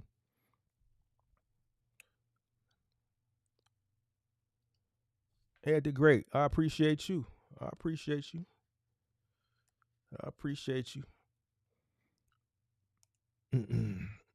M. Jackson says it's a volume market. I definitely agree. I used to say this a lot last year, and I kind of steered away from saying it. There was once a glory day for owner operators. There was once a time, not even too long ago, where the sentiment for owner operators was always here, and the sentiment for company drivers was down here. And the people that have been in trucking for a while know what I'm talking about. There was once upon a time where owner operators were, they walking around with their nose in the air. And I'm speaking from a semi-truck perspective. They had their nose in the air. You couldn't tell them nothing. It was the company drivers that was always complaining. Sentiment has changed. The company drivers are winning now. They're the ones walking around with their nose in the air. When you go to the truck yards, the personal vehicles, when the owner operators pull their truck out and back their car in versus the company drivers, when they pull their truck out and back their car in, it's looking different. Them company drivers is driving them things. Them owner operators, it's the owner operators complaining now and falling by the wayside. It's the company drivers that's walking around with their nose in the air. The dynamic has changed, shifted. As time goes on, if things continue to go the way that they're going, it's going to get worse. That's the truth of the matter. And this isn't doom and gloom. This isn't being pessimistic. This is the truth. And if you look at things, if you haven't been in this industry that long, then you need to go back and look at the charts. You need to go back and look at the data. Rates are similar. The cost to operate have gone up. So if it's costing you more to go up and the rates aren't scaling with the cost of operation, what do you think happens? What do you think happens? Like, this is so cut and dry, and I don't understand why so many people don't get it. This is cut and dry. All right, we're bringing Cole up. How you doing, sir? Yes, sir. How you doing today, man? So, I work for a moving company that's under the table, whatever, like that. I want to get into the moving business. I want to know what truck will be best to get to start off. You say you want to get into the moving business? Cause the dude that we work for is me, my dad, and my cousin. He sent us out to like these little big mansions. They real big. They be like 4,500, 5,500. The one we did last week, it was like all week. It was like 12,000 for that whole job. And I want to get into that business. The moving. Wait. You did a move. You did a local move. Yeah, it was a local move, bro. For 12,000. Yeah. Wait a minute, because there's a guy in here named Dizzy that said, man, that's impossible. He Nah, said, no. hold on. I'm going to get back to you in a minute. Hold on, I'm going to get back to you in a minute. Hey, where Dizzy at? Because there's a guy in here named Dizzy that said that's impossible. Listen, let me tell you what this guy did. This guy moved someone from, I think, Atlanta to Colorado for $12,000. Yeah. Local. He says you will never get paid that type of money because the competition won't allow it. This is what he told me. He also told me that the Venezuelans that's coming, the migrants that's coming to the country, the reason why the government letting them come over here is because this is their country in the first place. We stole the country from them. This was always their country. This is why they came over here. This is that guy. He's saying there's no possible way that what you did on a local move made $12,000. He said that's not impossible because the competition won't allow it. No, we doing. He said, hold on. He said they had huddles in the morning. He said we got huddles because we got to get these tips. He said when they go into the huddles, they have huddles. So the huddles enables them not to break nothing, and the competition won't allow what you did and what I did to happen because the competition. So I was just wondering if Dizzy was still in here because what Dizzy, I'm telling him. Go ahead. Definitely, because every day we do mansions, bro. Like we doing like 5, 6, 7 bedroom houses, bro. So it's like I'm seeing this on a daily basis. I want part of that, bro. Yeah. Because it's me, my brother, it's me, my cousin, and my dad. So if we the only person that's doing the job, well, I can't do it. Work for myself. He sent us the boss man sent us out to go with the truck with the dollies and the floor pads and the equipment. And we doing the job, so why not start my own stuff? Yeah, I mean, if I were you, how I would do it the way that I did. I would start. Definitely wouldn't start doing mansions. Me personally, I would start with 16. I would start with a 16-foot truck. 16-foot. What truck? Like what brand would you recommend though? Because I got about 200 to spare, so I don't want to just come in ignorant. You feel me? 200 what? 200,000. Yeah. Okay. Like cash. So. Okay. Yeah. All right. So I had DM'd you, and I don't know if you've seen it, but yeah, I got about 200,000. I get so many DMs, but I just lost track of them. Because I used to work for Chrysler, the manufacturing, the plant. But I ended up taking a buyout, whatever like that. So I'm trying to find something else to get into. But I love the movement stuff. Like we go out of town and stuff. I love it. So I mean, I would start with a 16-footer. I mean, I know you say you've been doing it, so you probably understand the basics and the fundamentals. You probably know how to carry and how to lift and what, equipment to use and what situation and shit like that. But, you still got to build up your clientele. So I would definitely start. What market you in? Midwest. I'm saying where? Oh, Michigan. You're in Michigan. All right. Yes, sir. Detroit, Flint. Detroit. Grand Rapids. Detroit. All right. Well. Yeah, I would try to focus on more smaller jobs. That way you can build a clientele quicker, build a bigger footprint because you're gonna be able to touch more people with that truck, and then work up from there. Okay. So if I wanted to say if it did slow up for the moving stuff, right? Cause I know it do slow up sometimes.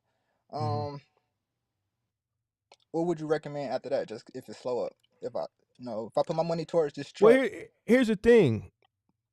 If you've been moving and you probably don't know what the company's making, but you see you're on a job, you probably know what the gross is per job.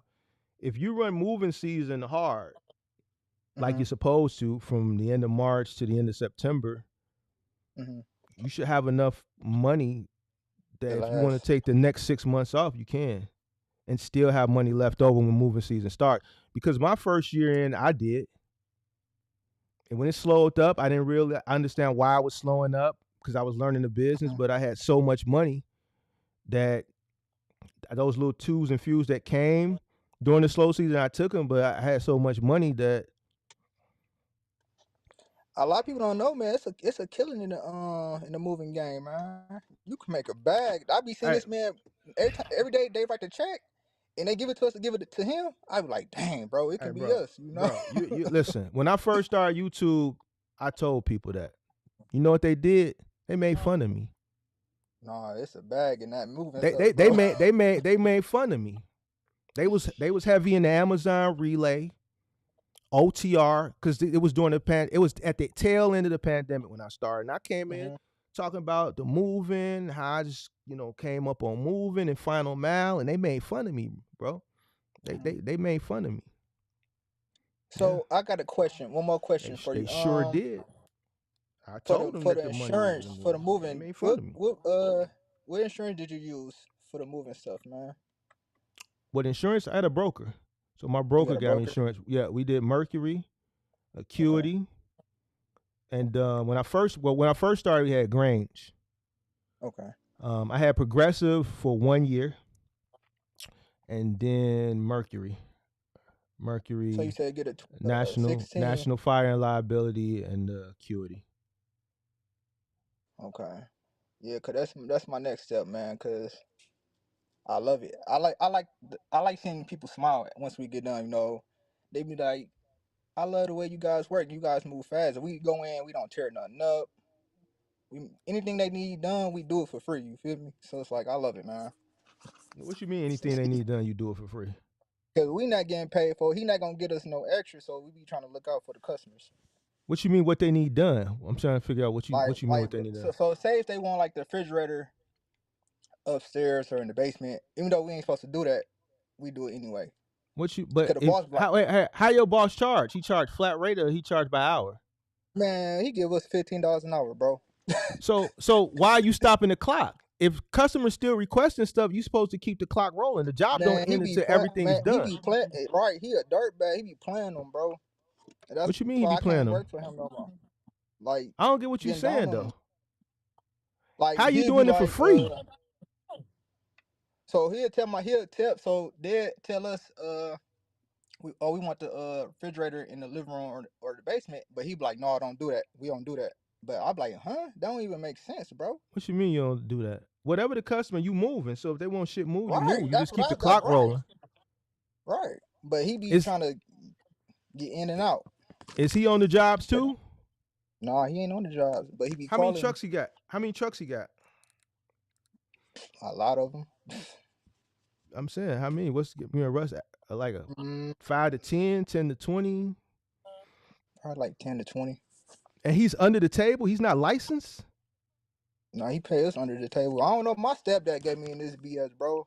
So hold on. Let me ask you. Do the trucks got lettering on them? Do they got like a phone number? Yeah, it's called Midwest Moving and Storage. So he got a storage facility? Yep, he got a storage. Like sometimes we hold because we do like stuff like designers. We hold the stuff for the designers. They do the moving. What else that he be doing? Like he be getting stuff from. He used to hold people's stuff in this storage, and it's like a big old building. It's called Midwest Moving and Storage. It's in Canton, Michigan. It sounds like if he got storage, it sounds like he definitely licensed. He's just paying y'all under the table. Yeah, he paying us under the table. Let me see. Midwest Moving and Storage. It's in Canton, Michigan. It's a beacon. Y'all are Beacons. Yep. On the Beacons van lines. Yeah, he definitely licensed. He running under the Beacons van line. Yeah. Yeah, he licensed. He just paying y'all under the table. And also, I can't keep doing this little $15 an hour. I'm used to making $40 an hour at Chrysler, so it's like I can't. How much he charged an hour for the moves? How much he charged an hour for 3 guys? Sometimes it be about an hour. It be flat rate, or he flat rate or more hourly. I'm saying, but the local moves be hourly. So what he charging an hour for 3 guys? So 3 guys, I think it was what $390 or some shit like that. $390. $390 an hour. Hold on, I got the paperwork in my phone. Hold on, I got the paperwork in my phone. I be screenshotting it. Cause he a van line, so I know he charging a bag. Van lines, they charge heavy. Where Dizzy at? Where Dizzy at? I need Dizzy to report back to the live stream. Let me go to my. The competition won't allow it, sir. The competition.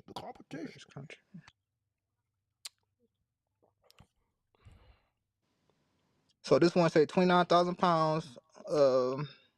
Yep, 390. Yep, 3 $3.90 an guys, hour. 390. Yep, yep. Mm-hmm. Can you see me? Did my stuff freeze up? No, I don't see you no more. I hear you though. There you go. Yeah. Well, now Yeah, you 390. understand. We did You it. The understand. lowest. Go ahead. Go ahead. I'm listening. It was 390. The low we did was 29,000 pounds. So that's one we did for all week. Mm-hmm. So yeah, it's like I can't keep breaking my body down for this little pay he giving us when I can do it myself with my dad and my cousin. Okay. If I got the money to buy a truck, I just need to figure out how to build a clientele up. That's why I would start small. Okay. What you got to do a business plan. I haven't really researched Detroit. You need to see, Okay. what's the ratio, you need to do a market analysis. You know what I'm saying? How many Okay. apartments are out there? How many homes are out there? How often do people move? Right. What's the median income? What's the mean income? You know what I'm saying? I know they rebuilding downtown. I know they building a lot of new high rises downtown Detroit. So if I were you, I would focus on the studios to 2 bedrooms, because during peak moving season, you can do anywhere from 2 to 4 of those a day, which will give you a bigger footprint versus looking for those 3-4 bedrooms where you spending a whole day. You know what I'm saying? And you only put yourself in front of a customer who you'll likely never see again. You know what I'm saying? Because once you move them into a home, it's a possibility that they're not moving anytime soon, right? You want the individuals that are moving every single year, because they're going to promote you to their family, their friends, their coworkers.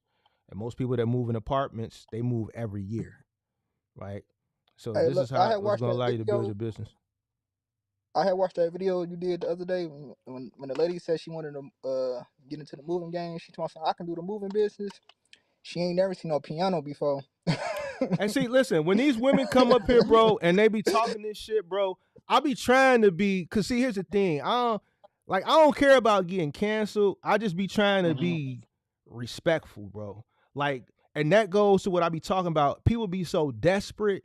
And like nowadays, you can't tell women you can't do it because the whole Me Too and all this shit. But bro, like, I know. I've moved pianos.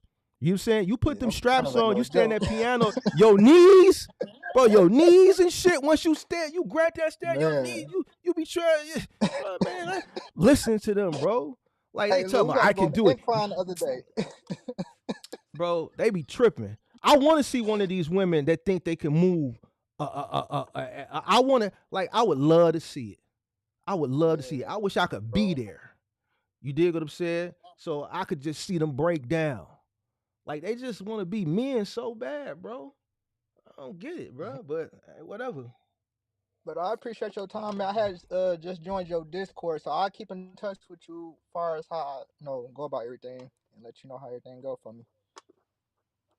All right, bro. And me and my Appreciate you. girl been watching you we've been watching you for the last, bro, like this whole past month. I've been watching you hard, bro, like nonstop at work, listening. And you throw a lot of advice out there, bro. People just don't listen. That's all. Appreciate you. They hard Hey, headed. bro, it's cool. Listen, I know this finna sound crazy, but I want majority of the people not to listen. See, I'm proving the points. Every time I come on here, I'm proving everything that I say.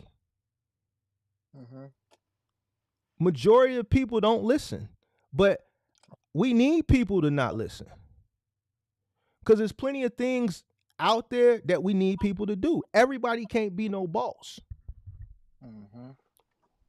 We need people to fail hard. That 3 to 4, 5,000 coming in, bro. That ain't no realistic number, bro. For what you talking about? For the OTR shit?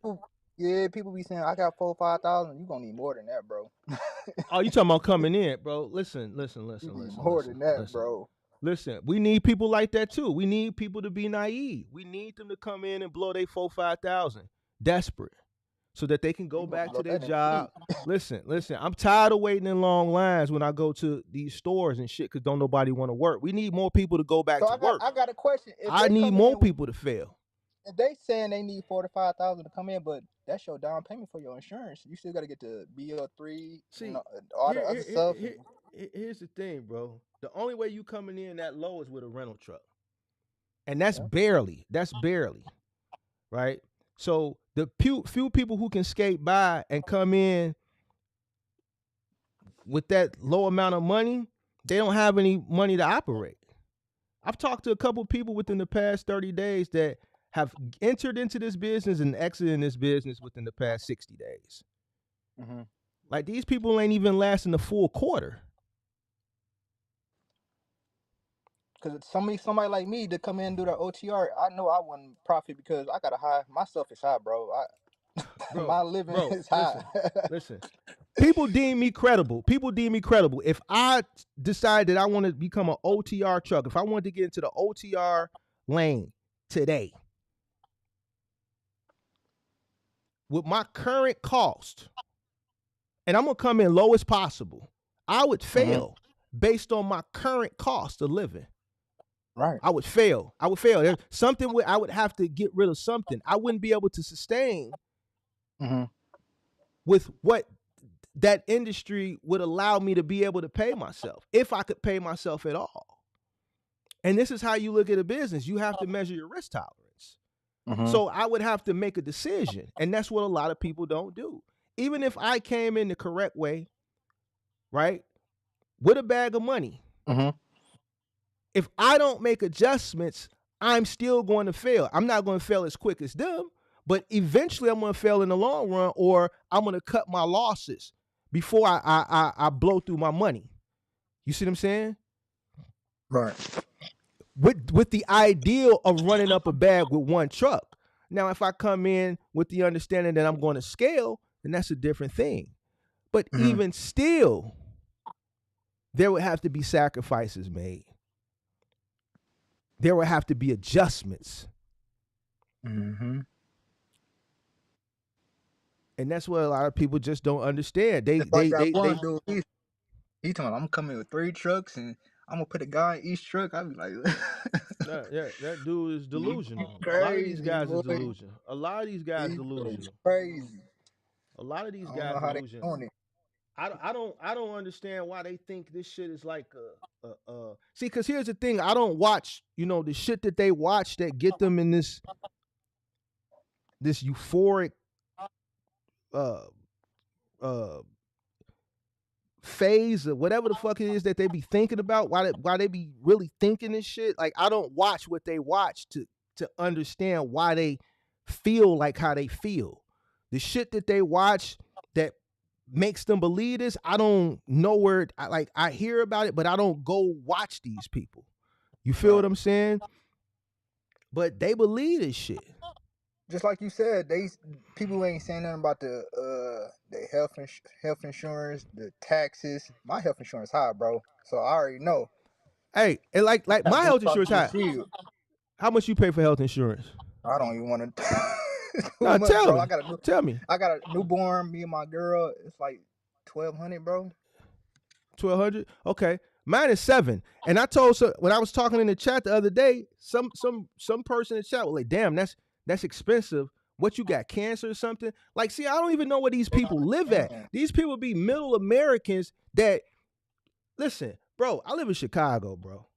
You live in Chicago? Yes. What part? Oh, you said Chicago. Yeah. Yeah. So my cost of living is expensive just based on the city that I live in. Just off because I live in the city, my cost of living is high just because I live in Chicago. That's just like living in New York or living in LA. All right. So when somebody say $700, like, bro, like what's your insurance? Because my insurance wasn't always $700. It goes up every year. Every year it goes up. Mine just went up. I just had a newborn 3 weeks ago, so mine just shot up to $1,200. Right. So I'm like, what do you mean? Like, do I got cancer? No, I ain't got cancer. What you pay for insurance? Like, I live in a big city. Like I got my health, my dental, my vision, life insurance. Like that, you gotta pay for all that shit. Like what people be like talking about? Like, bro, I don't be understanding, bro. Like, man, and then, bro, some of these people, I be listening to these people. Some of these people that I be talking to, they be living in these small towns. They cost of living be low, and they still can't survive. My cost of living is like near $6,000, bro, a month, bro. My mortgage is like. My mortgage like 13. My car note, well, I got a Hellcat Durango and I got a Hellcat Charger. So those out the sky. That's another 36 right there. You pay another 3 to 36 right there. Phone bills, life insurance, health insurance, high, bro. Everything high. So I ain't got no time to like nowhere, bro. So my cost of living is more than that. You gotta hustle. You don't understand that. Your mortgage, my association fees are $700.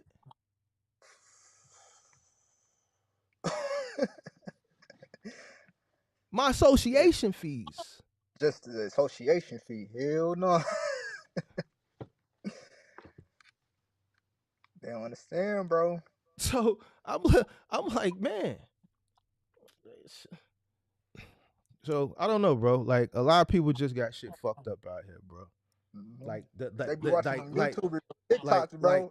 Like what people don't realize is that cost of living is going like this. The rates it's steady going up, bro, every year. They staying the same. Cost of living going like this. If the rates ain't going up with the cost of living, this gap just going to continue to get wider, and that's why the tables have turned. That's why the owner operators are failing now. Because it ain't like this no more. It's like this. And it keeps getting wider and wider and wider and wider. Mm-hmm. And guess what? The reason why it keeps getting wider is because the cost of living is going up. The rates are staying competitive. Yeah. They're pretty much the same. They're averaging out. They fluctuate a little bit, but it's not to the point where it's doing like that. It's doing this a little bit. But this is going like that. I got a question for you. What's so hot about this box truck stuff? That's people keep talking like, what's so special about a box truck? Because it's a low barrier to entry. It's a low barrier to entry. Okay. No CDL required. You can go rent one. Your favorite content creators sell to people these ideas of a couple $1,000s. It's attainable to people. It's something that they think they can start their business with a very low startup cost, and then they can be a millionaire. Cause I ain't never hear nobody talking about a semi. I got my CDL, so it's like I never hear nobody talking about semi. They always hear box truck. That's what I'm saying. That low barrier to entry, right? Where with the semi truck, there's a barrier to entry, right? Which is that card, that CDL, right? Mm-hmm. And unless you get a grant from WE or something, then getting a CDL license now, if you're going to pay for it, you're not going to get sponsored by a mega carrier that's going to require you to stay on with them at least a year to pay them back for them sponsoring you. Then the average CDL cost, I think 160 is charging like $7,000 now. Just a few years ago, it was $2,500. Yeah, that's what I paid for mine. It was $2,500. Right. So now it's $7,000 in the course of a few years. So in the course of a few years, the cost of a CDL has went from $2,500 to $7,000 in a few years. So this is what I'm saying. Everything is going up, and it's not scaling like with the pandemic, right? Things just shot up. And people keep saying, wait till things go back, go back, go back. Things are never going back. Things are never going back, ever. You're not going to get a Happy Meal at McDonald's for $1.99. You're not going to get no dollar menu. They're not going to give you 2 apple pies for $1 no more. Gas will never be under $1. Like all that shit that I witnessed, we're never going to see that shit again. Your cost to operate is going to continue to go up. And guess what? Your living costs are going to go up. So even if you live a basic, modest lifestyle, even a basic, modest living has gone up in comparison to where it was 4 or 5 years ago. You know, so a lot of people don't want to make the sacrifices. You got to make sacrifices. If you want to do this business, you're going to have to make sacrifices. You're not going to be able to. Here's the thing. You want to do moving, it's a little bit different. But guess what? If you wanted to be an OTR trucker, you wouldn't be able to afford 2 Hellcats. Hell no. And with a newborn baby too. Newborn baby, 2 Hellcats. You got a girl. You got a mortgage. You get out here on the ground moving, yeah, you can probably keep up with that lifestyle. Right. There's going to be a lot of work associated with that you're already accustomed to because you're in the moving industry now. So you understand the wear and tear it puts on your body and how you sacrifice your body. You know, you sacrificing your body. You be like, whoa, my back being fire. Man, how many times you crushed your finger getting the couch through a door? Through the door? That's like every other day, bro. You see what I'm saying? Don't get nobody green, bro. They don't know what they doing. Right. So, how your lower back feel? On fire? Yeah. It's the lower back. It ain't the upper back. It's the lower back. How old are you? How old are you? I'm 30. I just turned 30, bro. Okay, so you still young. So you keep doing it, about another 5 years, around 35, you're going to start feeling them knees. One of them hips going to start to hurt. Because when you going up them stairs and you steady bracing yourself, you got your shoulder strapped, that's still a lot of wear and tear on your knees. Right. Your shoulders, putting them straps on, eventually, that's wear and tear on your shoulders. Mm-hmm. And then after you do that shit, you still got to go to the gym. Mm-hmm. Because all the weight you lose during the day, especially in the summertime from sweating, you got to build that muscle back. Yep, I go to the gym every night, man. So you done worked all day. You done lost 5-6 pounds of water weight. Sometimes more. Because some days you don't even get a chance to eat. Mm-hmm. Some days you working on fumes. Tell me about it, bro. Some days you don't. Then you gotta say, go ahead. One thing you doing is drinking water and Gatorades all day. Drinking water. And you sweating that out. You burning that shit right out. You weigh yourself in the morning, by the time you come home, you about 8-9 pounds less. Now you gotta go to the gym and bring your muscle up. When you moving people's houses, you ain't got time to like, oh, I'm about to go to McDonald's. I'm about to go to Subway. You can't. Y'all charging a person $3.90 an hour. Right. You ain't got time for that. They ain't trying to hear that. $400 an hour. Yeah, they don't care. And guess what? I don't care neither. $400 an hour, I'm getting it. Yeah. Man, I'm hungry, stomach growling. It is what it is.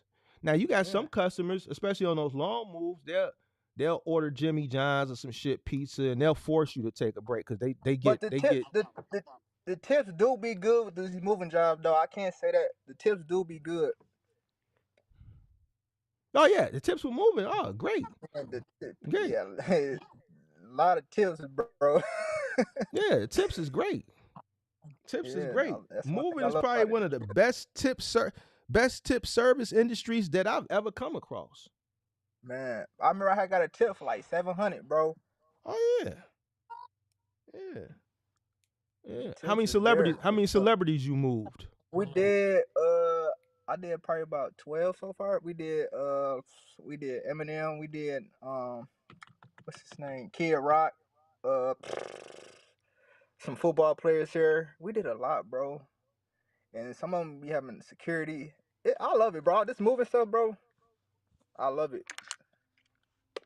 I'm never switching up, bro. I love it. It's rare that I hear someone. Now, I every now and again, but it's rare that I hear someone come up. And here's the thing: I tell people where the money is at. I've been telling people that since I came on YouTube. People just don't want to work. People don't want to do the hard work. If you do what you want to, if you come into the moving industry and you focus and you work hard and you take care of the business, you can run up a serious bag in about 10 years. About 10 years, bro, you can be set. These checks I see every day, this not every other day. This every day. $2,300, $3,500, $2,300 every day, bro. This every day. The moving game is crazy. Bro, Crazy. you ain't gotta tell me, bro. I've been saying the same thing forever, bro. I know. You know what I'm saying? So, people don't nobody want to work, bro. They don't. That's one thing about it. It's a lot of body. It's a lot of lifting. It's a lot of everything. As far as moving, they want to drive and just go to dock to dock. But sometimes you got to think outside the box and you got to go hustle. But thank you, What's bro. I just got home. The baby. I It's appreciate. all good. I did just get in your Discord and everything. So I'll keep you updated with everything. And I appreciate All right. you having me. Appreciate you. Thank you. Appreciate you. No problem. All right, later. All right. Anybody else want to call up, man? I'll take one more and then we'll get up out of here. I'm gonna take one more. Good evening, Mark. You definitely have to delay your gratification in this business, even as a semi-truck owner operator. Definitely. Gotta stay down till you come up. A lot of people don't want to stay down. They want to come in and come up instantly, and that's just not how things work. It's just not how things work. Manny says his insurance is $950. Right? So I don't know why, like, what people be thinking like this shit costs. Like, this shit supposed to be cheap or some shit like that. BG said, hey, Mark, what's your cost of living each month? Just curious. Over 10K. Over 10K, sir.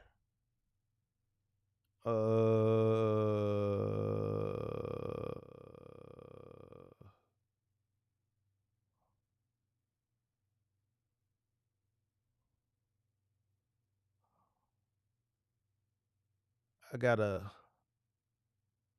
option about. Oh, can't read that. Hey, yo, I lost signal in this. Is that storm? I don't know what that emoji is. What is that emoji? I ain't no emoji person. Excuse me. I'm kind of old. What is this emoji of? What is that?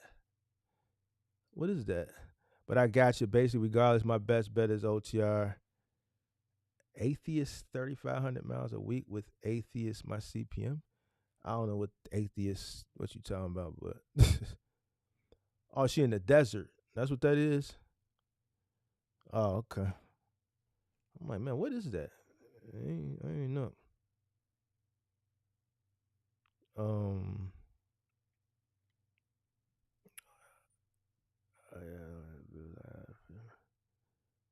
What y'all in here arguing about now? But either way,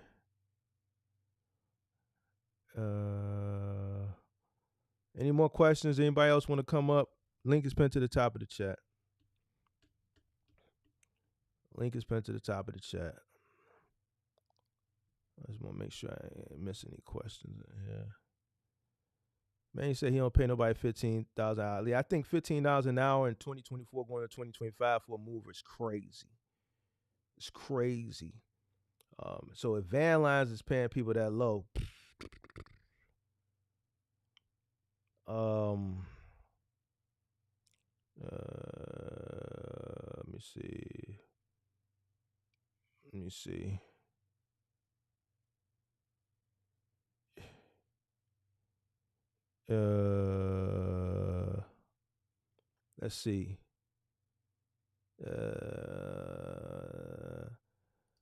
He should have charged more. I just did a move from Tallahassee, Florida to North Carolina for $11K 5-bedroom house. Right, that ain't that far. So, like, that's why Dizzy, like, I would love to debate Dizzy again, because he's, like, something wrong with that kid.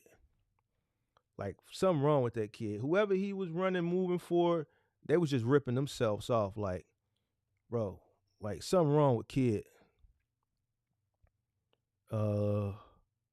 Let me see. Anybody else? Let me see.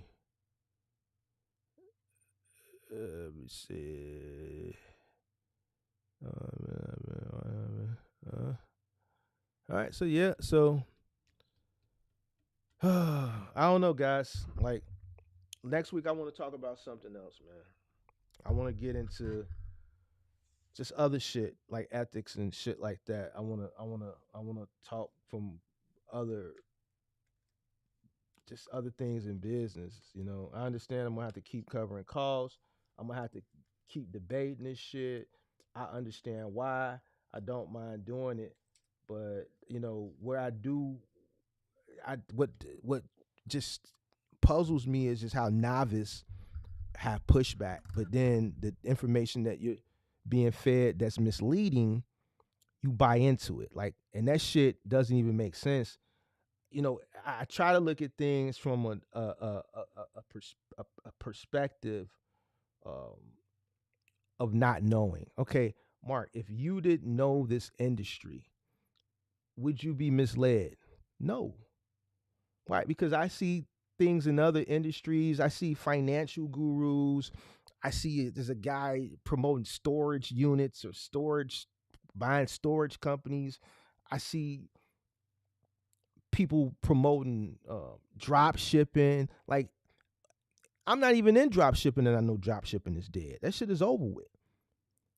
I see people telling about opening up brick and mortars. Why would I open up a brick and mortar store in 2024? But people are feeding into this and buying into this information. God damn it, food trucks and all this shit.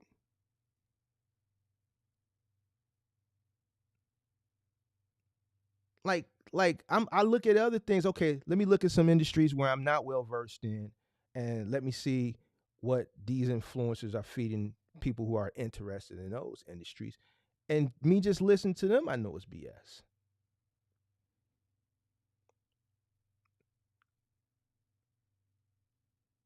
It's just like a person that's trying to sell you something. They're not going to sell you on the flaws. They're not going to talk about the things that may be detrimental to them making a sale. They want your money. I want to know about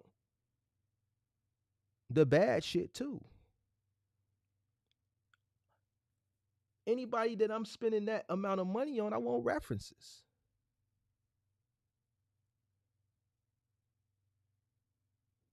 I want a reference check. I need 3 references. I want to check 3 people that spent this money with you. I want to talk to them. Remember back in the day when you applied for a job, you had to put down references? And the job would call to see what type of person you were. And then they would call your previous employers to see what type of person. They couldn't really ask the previous employers personal things about you by law. They could ask, did you work there in what time period to what time period, just to assure that you really worked there. They got a more of an idea on who you were from the personal references. I remember when I applied in college at the Gap, one of my references was my pastor. This is when I was still going to church. I didn't have no choice because I wasn't working yet. That was my first job. So every Sunday morning I had to go to church still with my OG. But one of my references was my pastor. And when they hired me, the hiring manager was just like, man, you're the first person I ever interviewed that gave that pastor, that put their pastor down as a reference. And the pastor had a great conversation. The pastor spoke highly of me, obviously, but the pastor and the manager, the hiring manager, prayed on the phone and stuff. If I'm going to spend money, that type of money, I need a reference. I need 3 references. I need proof that your methods work. I need to speak to 3 people that paid this nickel that can vouch for you.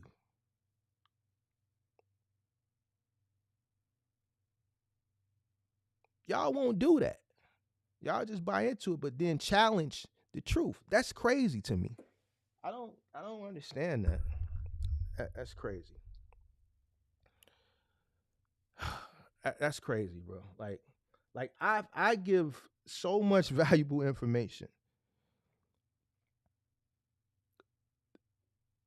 and people let that shit go in one ear and out the other, or they challenge it. Only a small percentage take the information and run with it. But that small percentage coincides with the actual data. 85 to 95% of people, new entrants into this business, fail. That's why only a small percentage of people take the information and run with it. The mass majority let the shit go in one ear and out the other. Everything matches, everything lines up.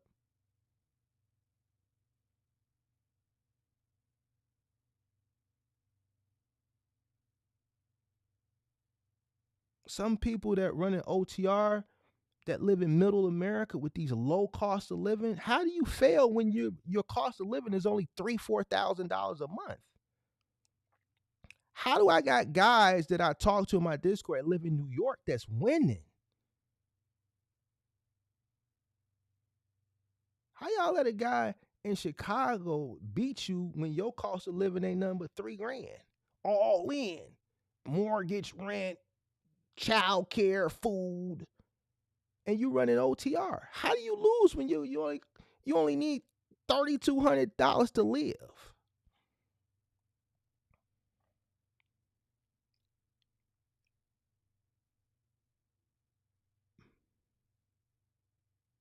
Why is it the guys that really got to get it? Maybe I need to look into that. Maybe I need to look into that. That's what I'm gonna look into. I'm gonna look into the mindset of people from small markets versus people from larger markets. Because it seems like people from larger markets got a little bit more a little bit more hunger.